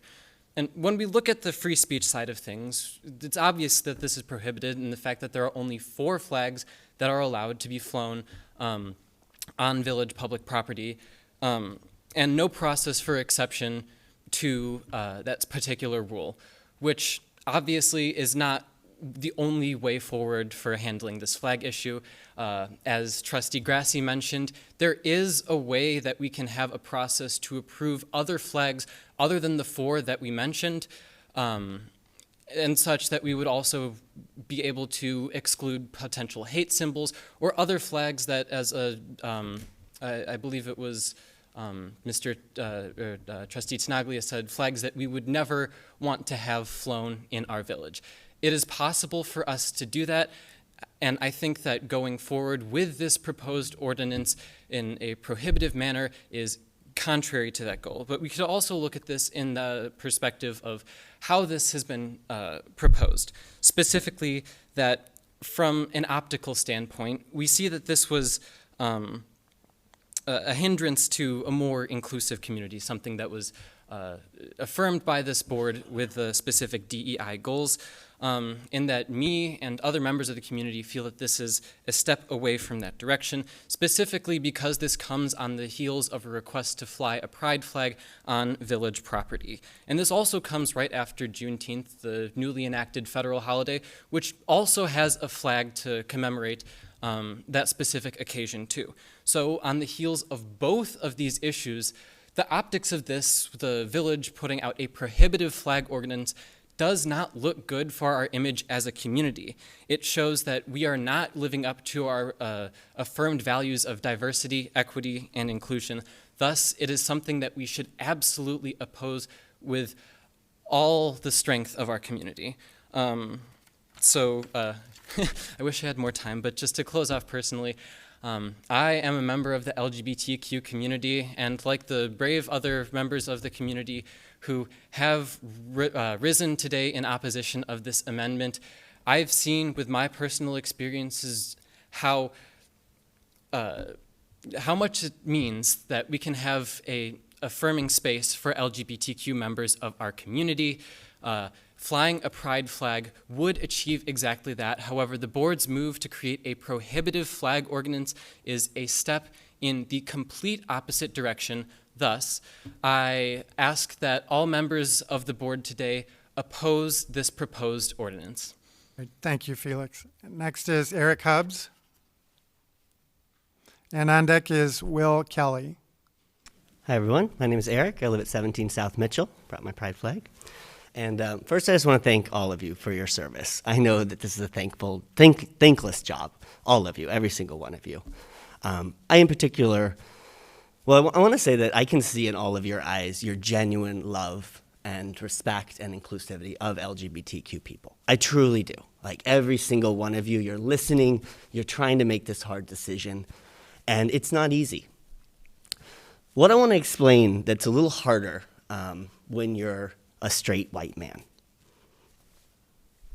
Hayes, or a straight white woman, as we had some folks here. There's a difference, a huge difference in how you see the world. And a couple of you, Nicole, Mary, you've chosen progress. You've chosen to take the bold step of showing the community and showing people who are scared to be themselves that it's okay to be you. It's okay. You don't have to commit suicide because you think your parents are going to kick you out. When someone sees a gay flag, when a 12-year-old sees a gay flag walking down the street on their way home from school, and I'm sorry, they miss the the letter that you all signed or whatever, you know, the 12-year-olds don't go online and look at your letters, all that stuff, okay? They're looking at the village hall. They're looking at their schools.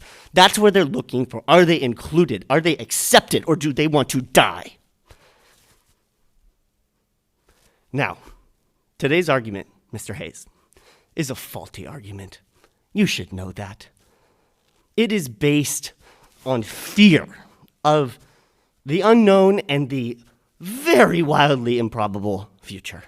It reminds me of when I was in college, and I walked onto the school quad, and I saw a scene in front of me, and it was a marriage scene, and I was like, oh, this is cool, celebrating marriage. I like marriage. And then I got closer, and I saw it was two men getting married.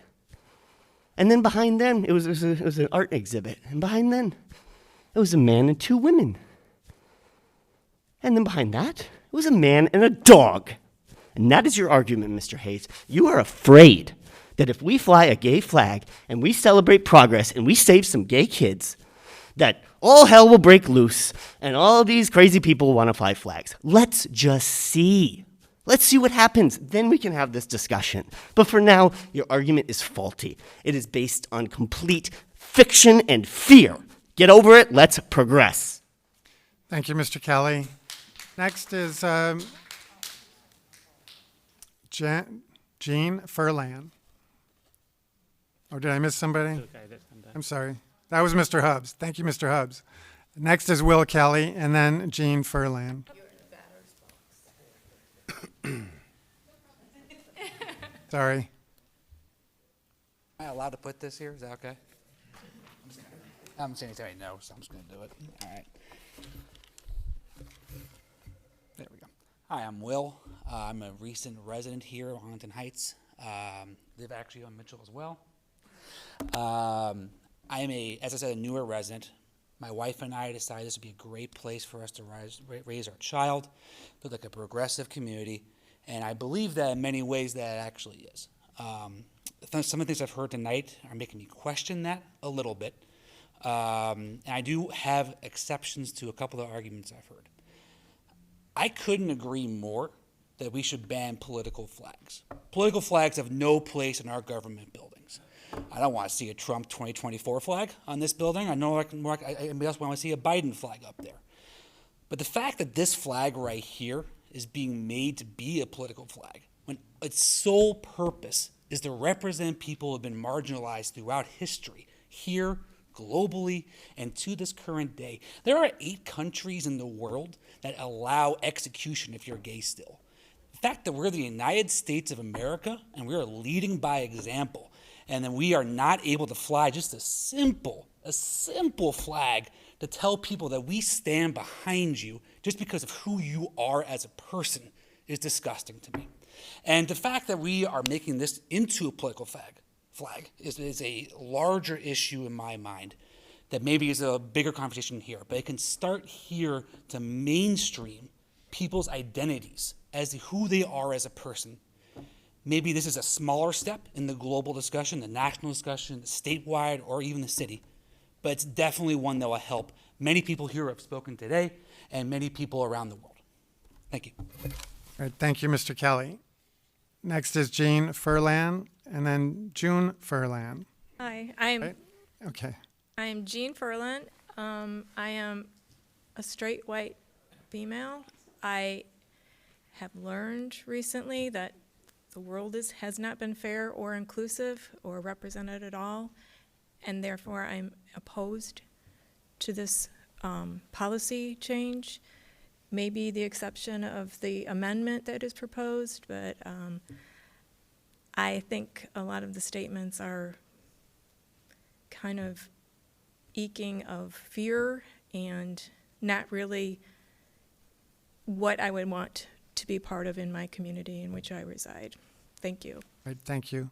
Next is June Ferland, and then Michael Ferland. Good evening. Thank you for allowing me to talk about this. So I have 2 points to make. One that I'm not really clear on is why now. You've had this flag practice for well over 30 years. You've never needed to codify it, and all of a sudden you need to codify it. Just doesn't smell right to me. The second point I'd like to make is this is really not good business practice. You're negotiating with sports teams, you're negotiating with international businesses, and you want a reputation of being diverse, of being culturally rich, and you're passing this ordinance that says the exact opposite. And you can be sure that I will write whatever team you're negotiating with and let them know that you're doing this. I don't think it's a good idea. And those are my 2 comments. Thank you. Thanks, June. Next is Michael Ferland, and then Thomas Bruno. Hello. Thanks for letting me speak. By the way, I'm June's husband. We've been here for about 12 years. Great town. You guys have done a great job running it. But I'm just a little bit confused about this proposed ordinance. I mean, the current ordinance is political. I mean, you let slip saying, essentially, Donald Trump told us to put up the POW-MIA flag. I think you're afraid of those people more than you are afraid of other people in town. So that's the political element right now. I'm not, I don't see what there is to be afraid of. I don't think flagpoles are that expensive. You could have too many flags, put up another flagpole, but don't pretend like this is going to be some crippling issue for the city. So either vote for the amendment or vote down on this ordinance. Anyway, thank you. Thank you, Mr. Ferland. Next is Thomas Bruno, and on deck is Heidi Graham. Thank you. I'm Thomas Bruno. My wife and I are lifelong residents of Arlington Heights, raised 4 children here. We're very invested into this community. We support the restaurants, the small businesses. I 100% support the ordinance, and I do not support it with the amendment. Quite frankly, with all due respect, Trustee Grassi, I think you almost disqualified your amendment when you said that there are ways to stop flags that we don't want with this amendment. Well, who's we? That's the question. That's what the ordinance completely takes out of the problem. There is no we with the ordinance. With the amendment, there is a we now. So I appreciate, Mayor Hayes, your opening remarks. Spot on, perfect. I couldn't say it better. So please vote yes for this ordinance. Thank you.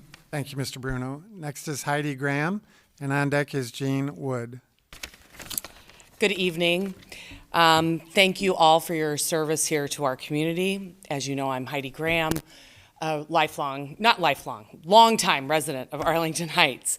I'm actually a military brat, so I'm not a lifelong resident of anywhere. I owe my life to a black POW. Let me explain. My father served a full career in the U.S. Air Force as a fighter pilot. He completed 3 tours of Vietnam, earning numerous Bronze Stars, 3 Silver Stars, and the Air Force Cross, the highest honor a service member can get in the Air Force. During one of his 3 tours of duty as a wild weasel, arguably the most dangerous mission for pilots during the Vietnam conflict, he was rerouted from a planned mission, and Colonel Fred Cherry, one of the few black fighter pilots in the military at that time, was given my father's assignment. Colonel Cherry was shot down, suffered a broken shoulder blade, and taken prisoner of war during this engagement. Because of stressed race relations in the United States, his captors hoped to use this to their advantage. For 7 years, they stepped on his broken shoulder, hoping to have him turn against his country.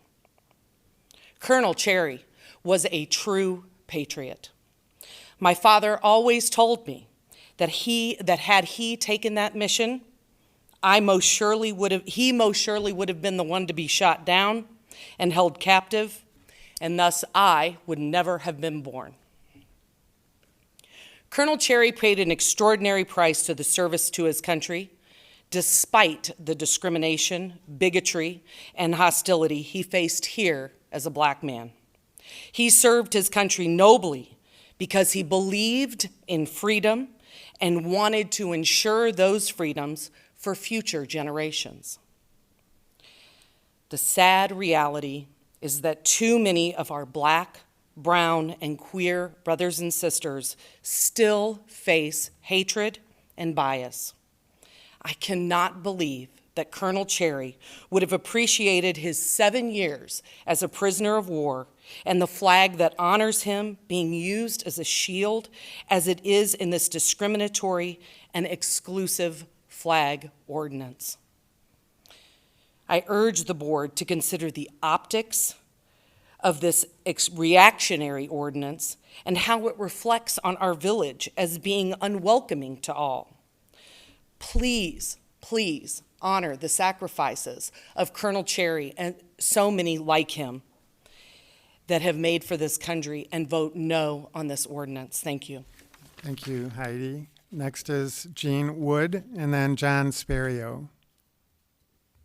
I've heard the word political a lot tonight. If you look in the dictionary, political is relating to government or public affairs.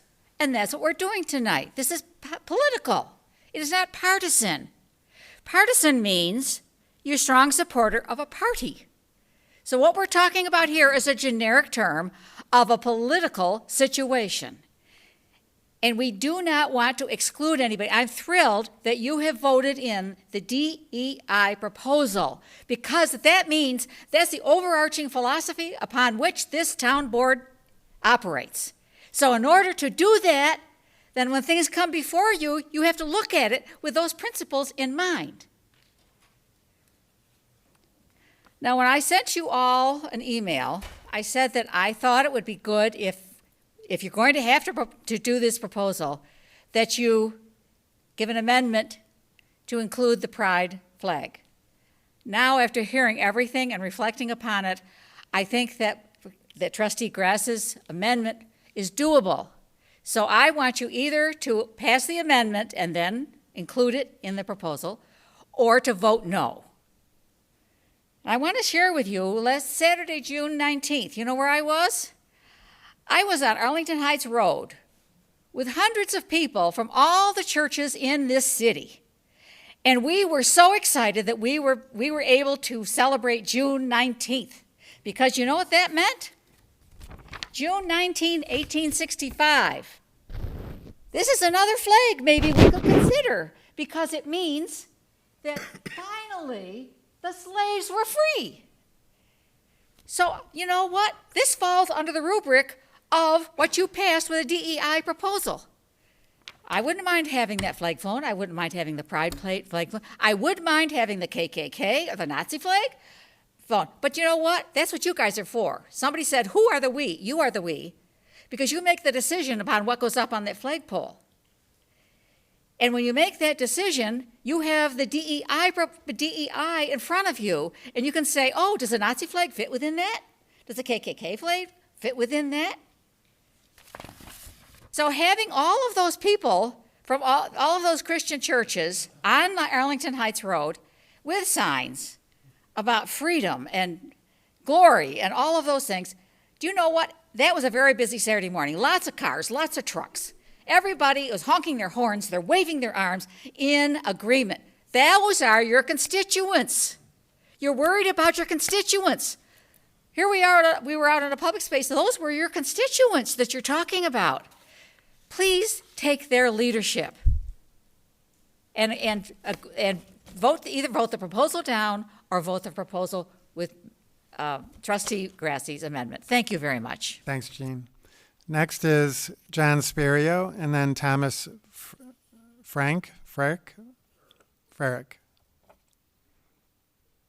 Hi, I'm John Sperrio. I am a resident of Arlington Heights and a homeowner. I've lived here for more than 20 years. Thank you, Mr. Hayes, for your opening remarks. I do agree with it. The American flag is the most inclusive, and it's an important symbol of that inclusivity. And these flags are very important, and because of the importance of flags, I do think that the pride flag is also very important. And I would ask the board to consider voting for the proposed flag proposal as amended by Ms. Grassi. And Ms. Canty, thank you. I very much appreciate your remarks. I sat here tonight and I had no prepared remarks, so I'm a little nervous, sorry. I heard things about the golf business that we're considering that would enhance my property values, which I agree with, as well as the restaurant and the catering business, or I thought would enhance my property value as well. And I think flying the pride flag so that two men can walk through our parks and enjoy Frontier Days and not feel that they can't do that, I think that would enhance my property value as well. And so I would ask you to please consider it that way if you, for all of our residents from a property value perspective. So thank you. All right, thank you, Mr. Sperrio. Next is Thomas. How do you pronounce your last name again? Burke. Burke. It rhymes with Okay. jerk, Okay. which I hope I'm not going to All right. be. Well, I'm glad you said that, not me. Thank you, President and Village Trustees, for allowing me to speak. I'm going to put this here. So it's a moot point. I've raised a pride flag in the village. No. I want to thank everyone who's already spoken for this amendment. Against this ordinance. They've really said everything I've said in the letter that four of you responded to. So thank you for responding to me that you got the letter. And to those who are for the ordinance, I only have to echo what other people have said, that we are worrying about a problem that doesn't exist yet. And going back to what someone else said about the fact that we already have special interest group if we include the POWs and the MIAs. I'm personally not against it, but some people might say that this represents the military-industrial complex. Some people might go further and even say the American flag doesn't represent indigenous people because they've been displaced by Americans or immigrants who come here. So you're opening up a kettle of fish either way you go. But I think you can make it work if you take into account the ordinance. I would like to see the cancer flag for breast awareness flown during breast cancer month. I would like to see, if we have a winning team, to have the high school's flag flown also. There's multiple ways to get around this. If you are going to do a proclamation, you can include in your proclamation, as part of the proclamation, we will fly this flag for X amount of days as part of the proclamation. And as someone said, you do have the power to make that choice. It's not a political thing. It's something that we need to do to show representation.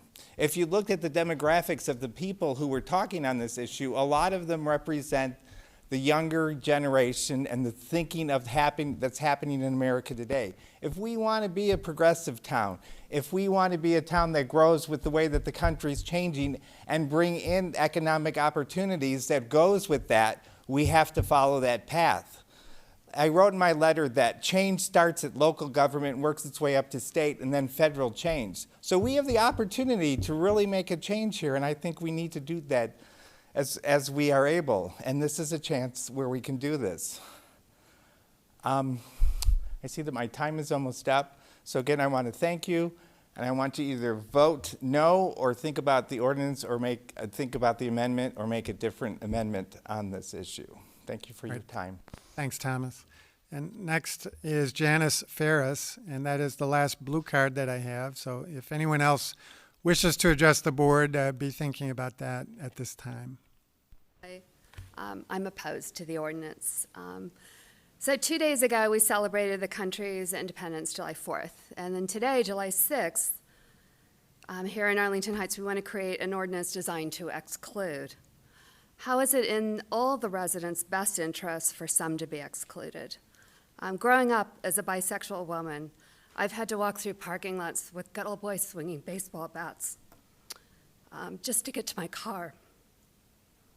You live in fear of having the crap beaten out of you just for being who you are. If you haven't been there, you don't understand that fear, no matter how many gay friends you say you have. I would like to see the pride flag flown over Arlington Heights. It would mean a lot to those of us who may be living in the shadows. It would mean a lot to young friends and family members who've recently come out. There's no both sides of the fence. We're all residents. And sexual preferences and identities are not partisan. Having this flag, it would help dispel some fear, and it would show that hatefulness isn't tolerated here. So, thank you. Right. Thanks, Janice. Is there anyone else in the audience that wishes to address the board on this agenda item? Why don't you come forward, sir, and then just give us your name.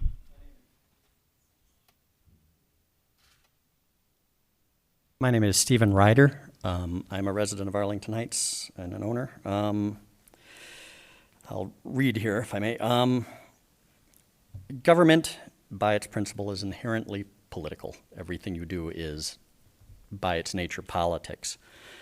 I believe it is unwise to allow displays of any number of special interests, organizations, or movements. As soon as this type of thing starts, support for one and then not the next is a tacit rejection of the second one. Every request becomes you have to make a statement for or against. And it's very easy to say, oh, we're not going to allow the KKK and the Nazis, but what about somebody wanting to show BLM or Antifa? What about somebody saying, fight anti-Semitism, let's show the Israeli flag? There are a lot of edge cases where you can easily see people in good faith arguing either side of that debate. And ultimately, inclusion is a wonderful thing, but constantly dividing people into groups and identities ironically causes the very division that it ostensibly attempts to alleviate. I encourage you to vote for this ordinance. I would additionally say that I believe the proposed amendment is a poor solution because it actually makes it a step worse by singling out a particular and then excluding everything else. As a matter of principle, personally, I would also, and I say this with the greatest respect for anyone who has joined the military and with great respect for the commitment that that entails. As a matter of principle, I would exclude the POW flag as well for that same reason, because you don't, if you do follow such a rule, you don't make any exceptions to it as a matter of principle. We are all citizens of Arlington Heights, we're all citizens of Illinois, we're all citizens of the United States, or residents anyways, I shouldn't assume. But anyways, I would ask you to please vote yes, and thank you very much. Thank you, Mr. Ryder. And we have one other. Please come forward and just give us your name.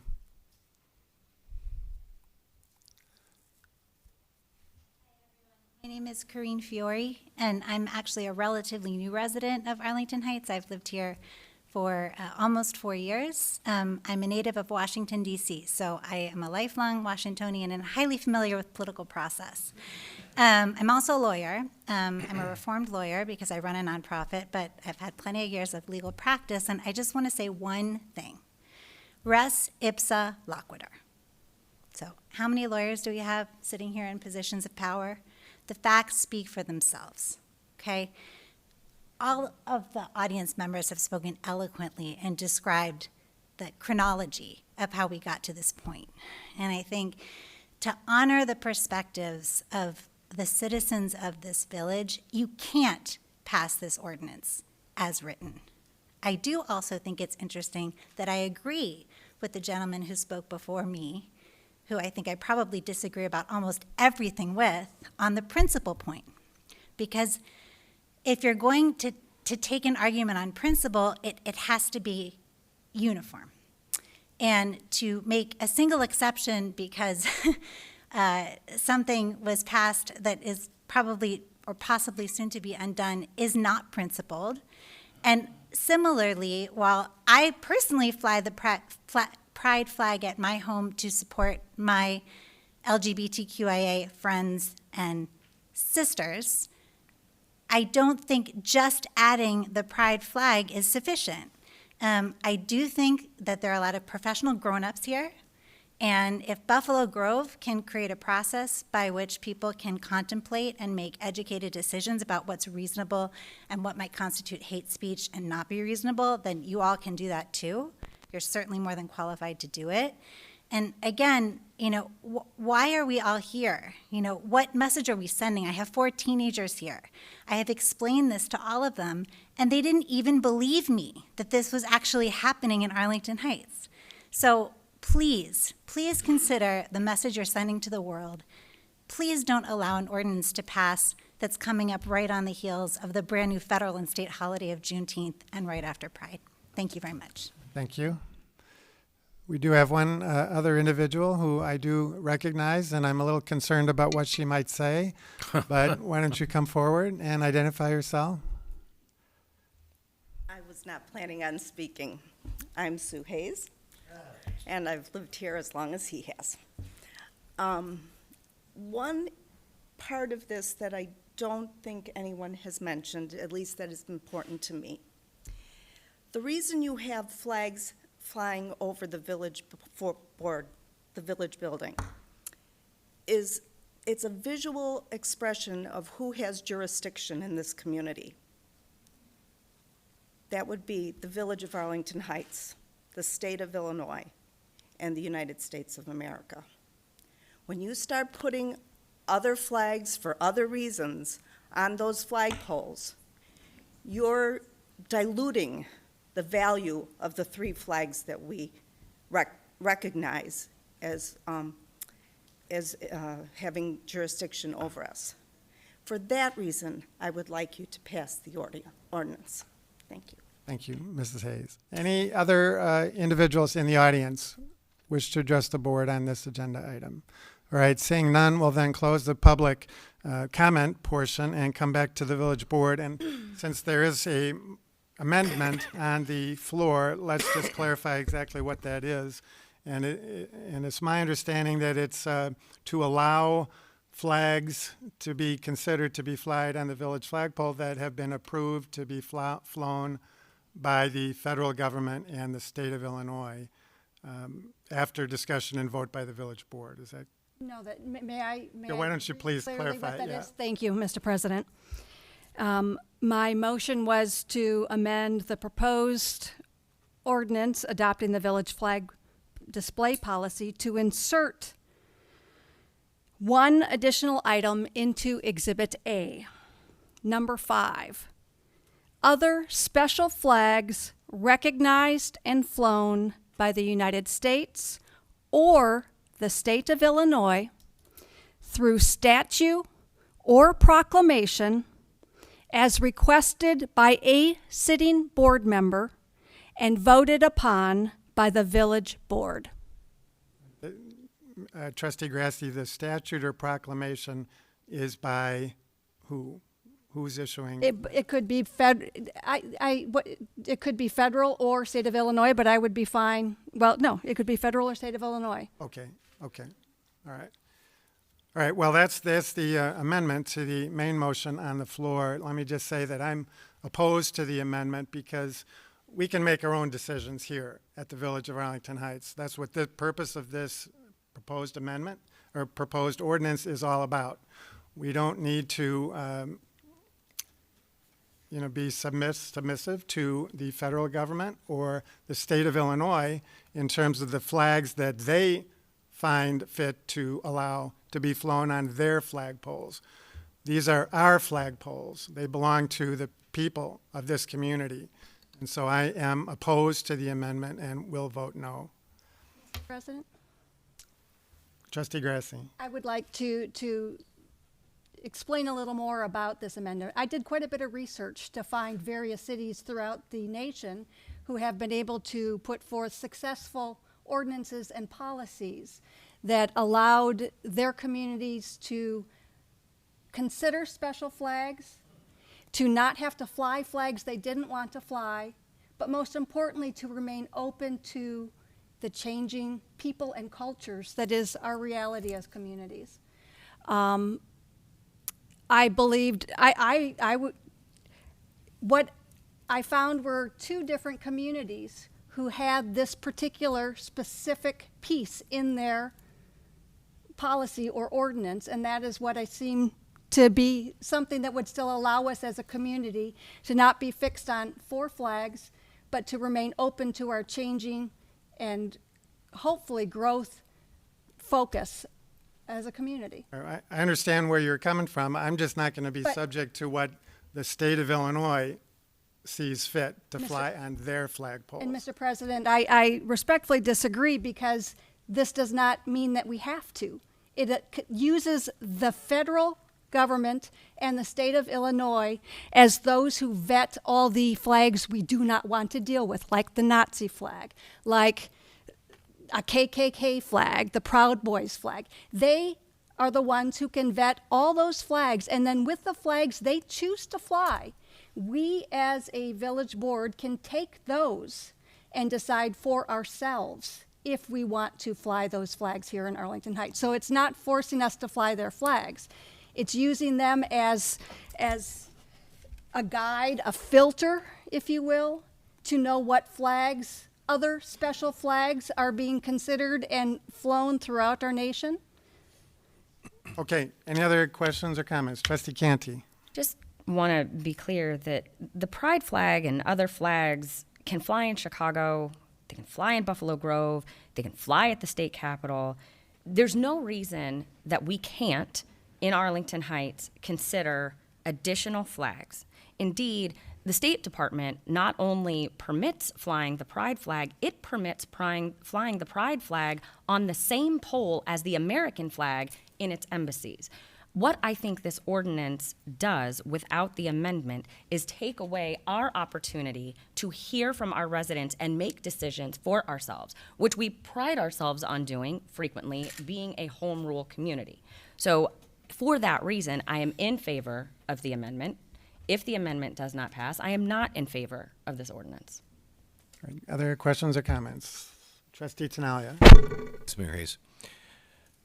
Couple quick comments I want to make regarding the entire discussion tonight, and I'm going to repeat myself for a couple of items. One, thank you. Thank you for all being respectful. It was a healthy debate, and I appreciate the sincerity. I appreciate the demeanor. I appreciate the respect. I want to note a couple of speakers here tonight. Felix and Lucy. It's not the first time we've seen you here. You guys are awesome. All right? Your speaking ability, tremendous. You guys are fine examples of young adults that can carry yourselves in front of a crowd and speak about things that are difficult to talk about. So you have my admiration, and I appreciate you guys tremendously. I have to disagree with some of the speakers and some of the animation, and I have to disagree with at least one of my board members when it comes down to some of the animated discussion that happened here tonight. It was a little embarrassing, I have to say. Something that this board has never seen in my time here. So that's embarrassing to me. What's not embarrassing to me, as I said before earlier, is this entire discussion about inclusivity, about the flag of the United States. Old Glory, Stars and Stripes, it's the only flag that should mean anything to anybody in this room about being inclusive as a group.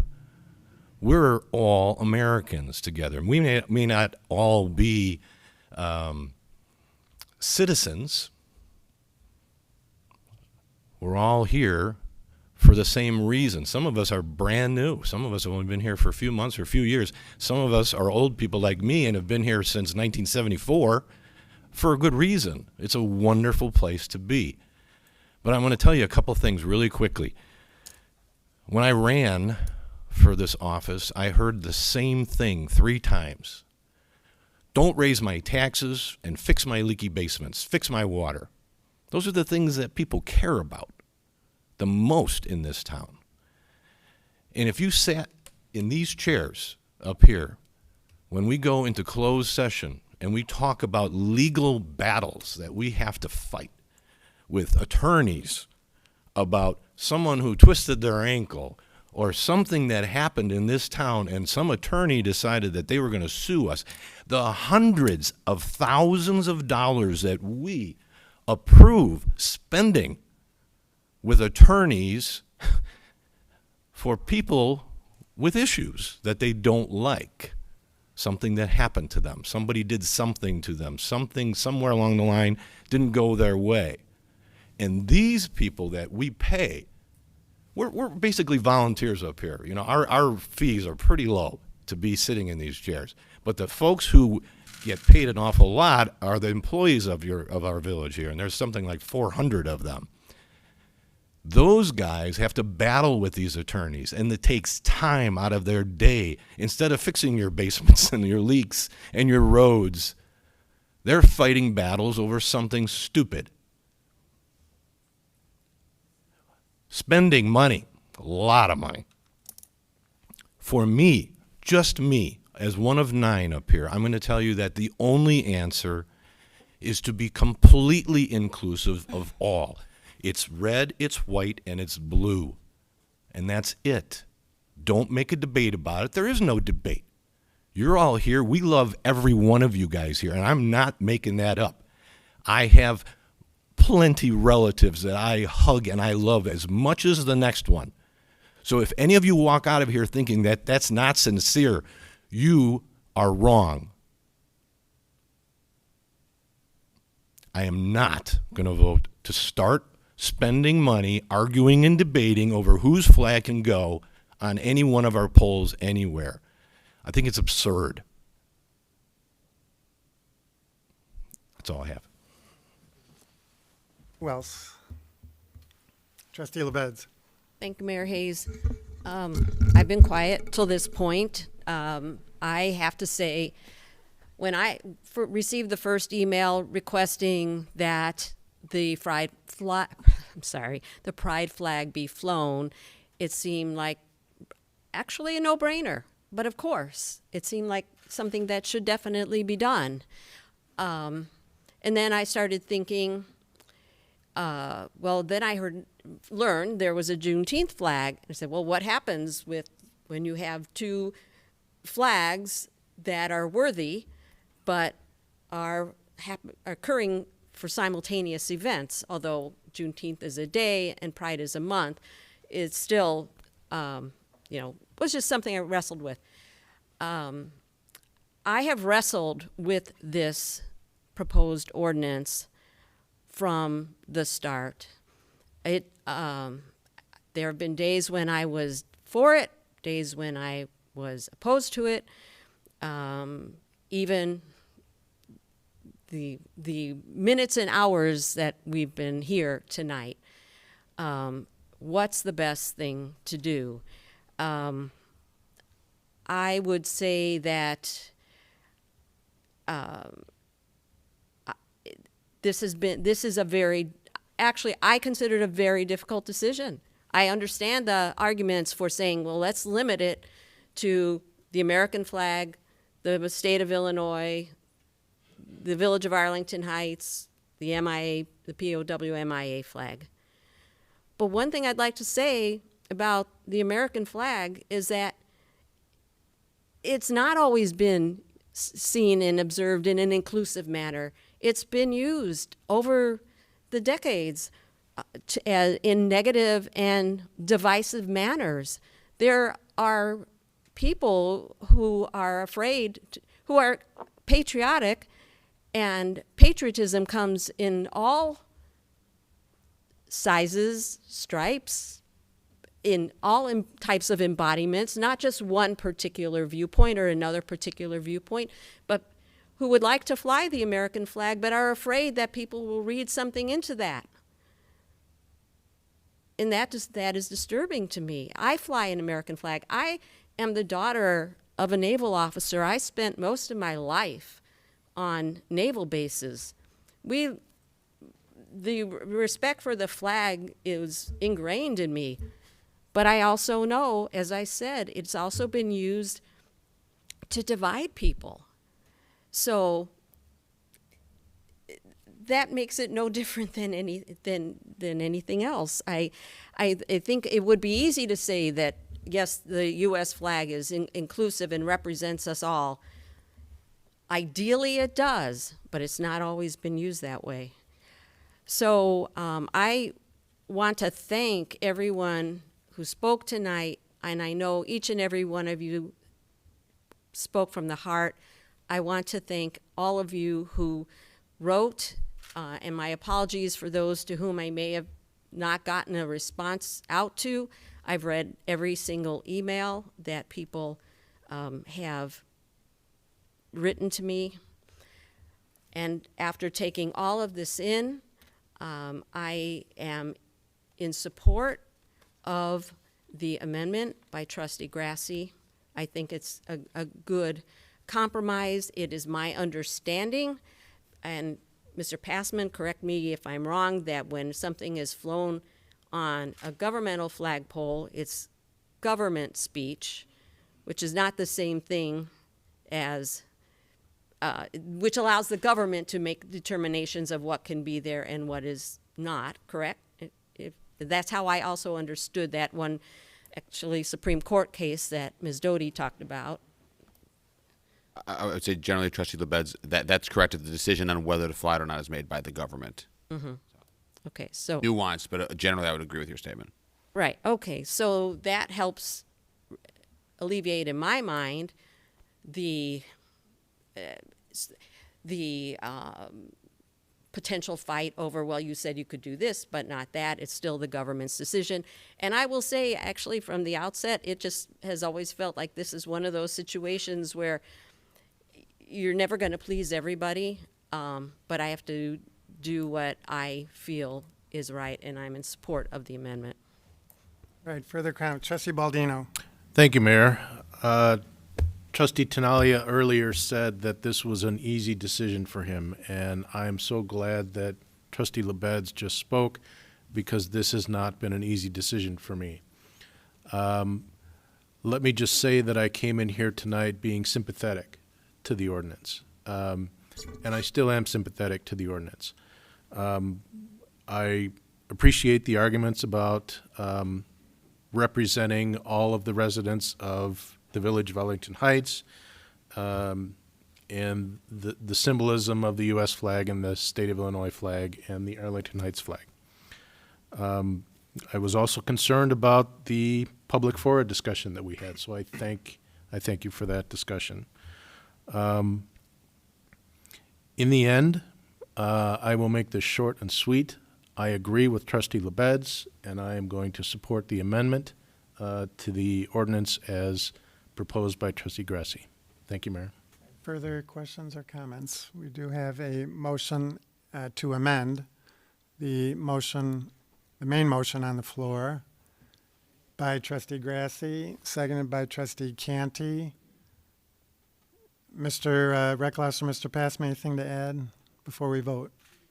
No, I just point out that your first vote would be on whether or not to amend the main motion. So you're voting specifically on whether to include Trustee Grassi's amendment in the ordinance as she stated. Right, just to make sure everybody understands Correct. that. Okay. So let's take a roll call on the amendment. Trustee Grassi? Yes. Trustee Canty? Yes. Trustee Scaletta? No. Trustee LaBedz? Yes. Trustee Baldino? Yes. Trustee Tinaglia? No. Trustee Bertucci? No. President Hayes? No. So the motion to amend fails. So now we go to the main motion. That's correct, Mayor. And the main motion is to approve the proposed ordinance. I understood to be to approve the proposed ordinance as it was presented As presented. in the agenda packet. Okay, any further discussion on the main motion? All right, roll call. Trustee Scaletta, Yes. Trustee Tinaglia, Yes. Trustee LaBedz, No. Trustee Grassi, No. Trustee Canty, No. Trustee Baldino, Yes. Trustee Bertucci, Yes. President Hayes. Yes. So the main motion for the proposed ordinance passes by a vote of 5 to 4. 5 to 3. We've only got 8 people here tonight. Correct. 5 to 3. Well, I do want to thank all of you for your participation, your input tonight. There was an opportunity for public input in this process, and it's a very important part of the process. As you've heard tonight, it swayed one trustee to change their vote. And so I very much appreciate all of your comments tonight. You are part of the process, a very important part of the process, and we very much appreciate it. As I indicated in my introductory comments, this was not a referendum on the pride flag. It was not. It was not. It was not. Don't get him into. All right? It was not. All right? This was a decision based on the bigger picture of requests that will be coming down the road, and we need to have a process in place that's more than an unwritten policy. And now we have that to address future requests. And so that's all this was about. I'm sorry if you think differently, but that was the intended purpose. So I very much appreciate all of your participation tonight, your input. It was a very valuable part of the democratic process. So with that, there is no other business. Mr. Reckloff, any other business under your report? Nothing further this evening. All right. Anything from the board under petitions and communications? Seeing none, I'd entertain a motion to adjourn. So moved. Second. By Trustee Tinaglia, seconded by Trustee Scaletta. All those in favor say aye. Aye. Aye. Any opposed? Thank you all for joining us tonight.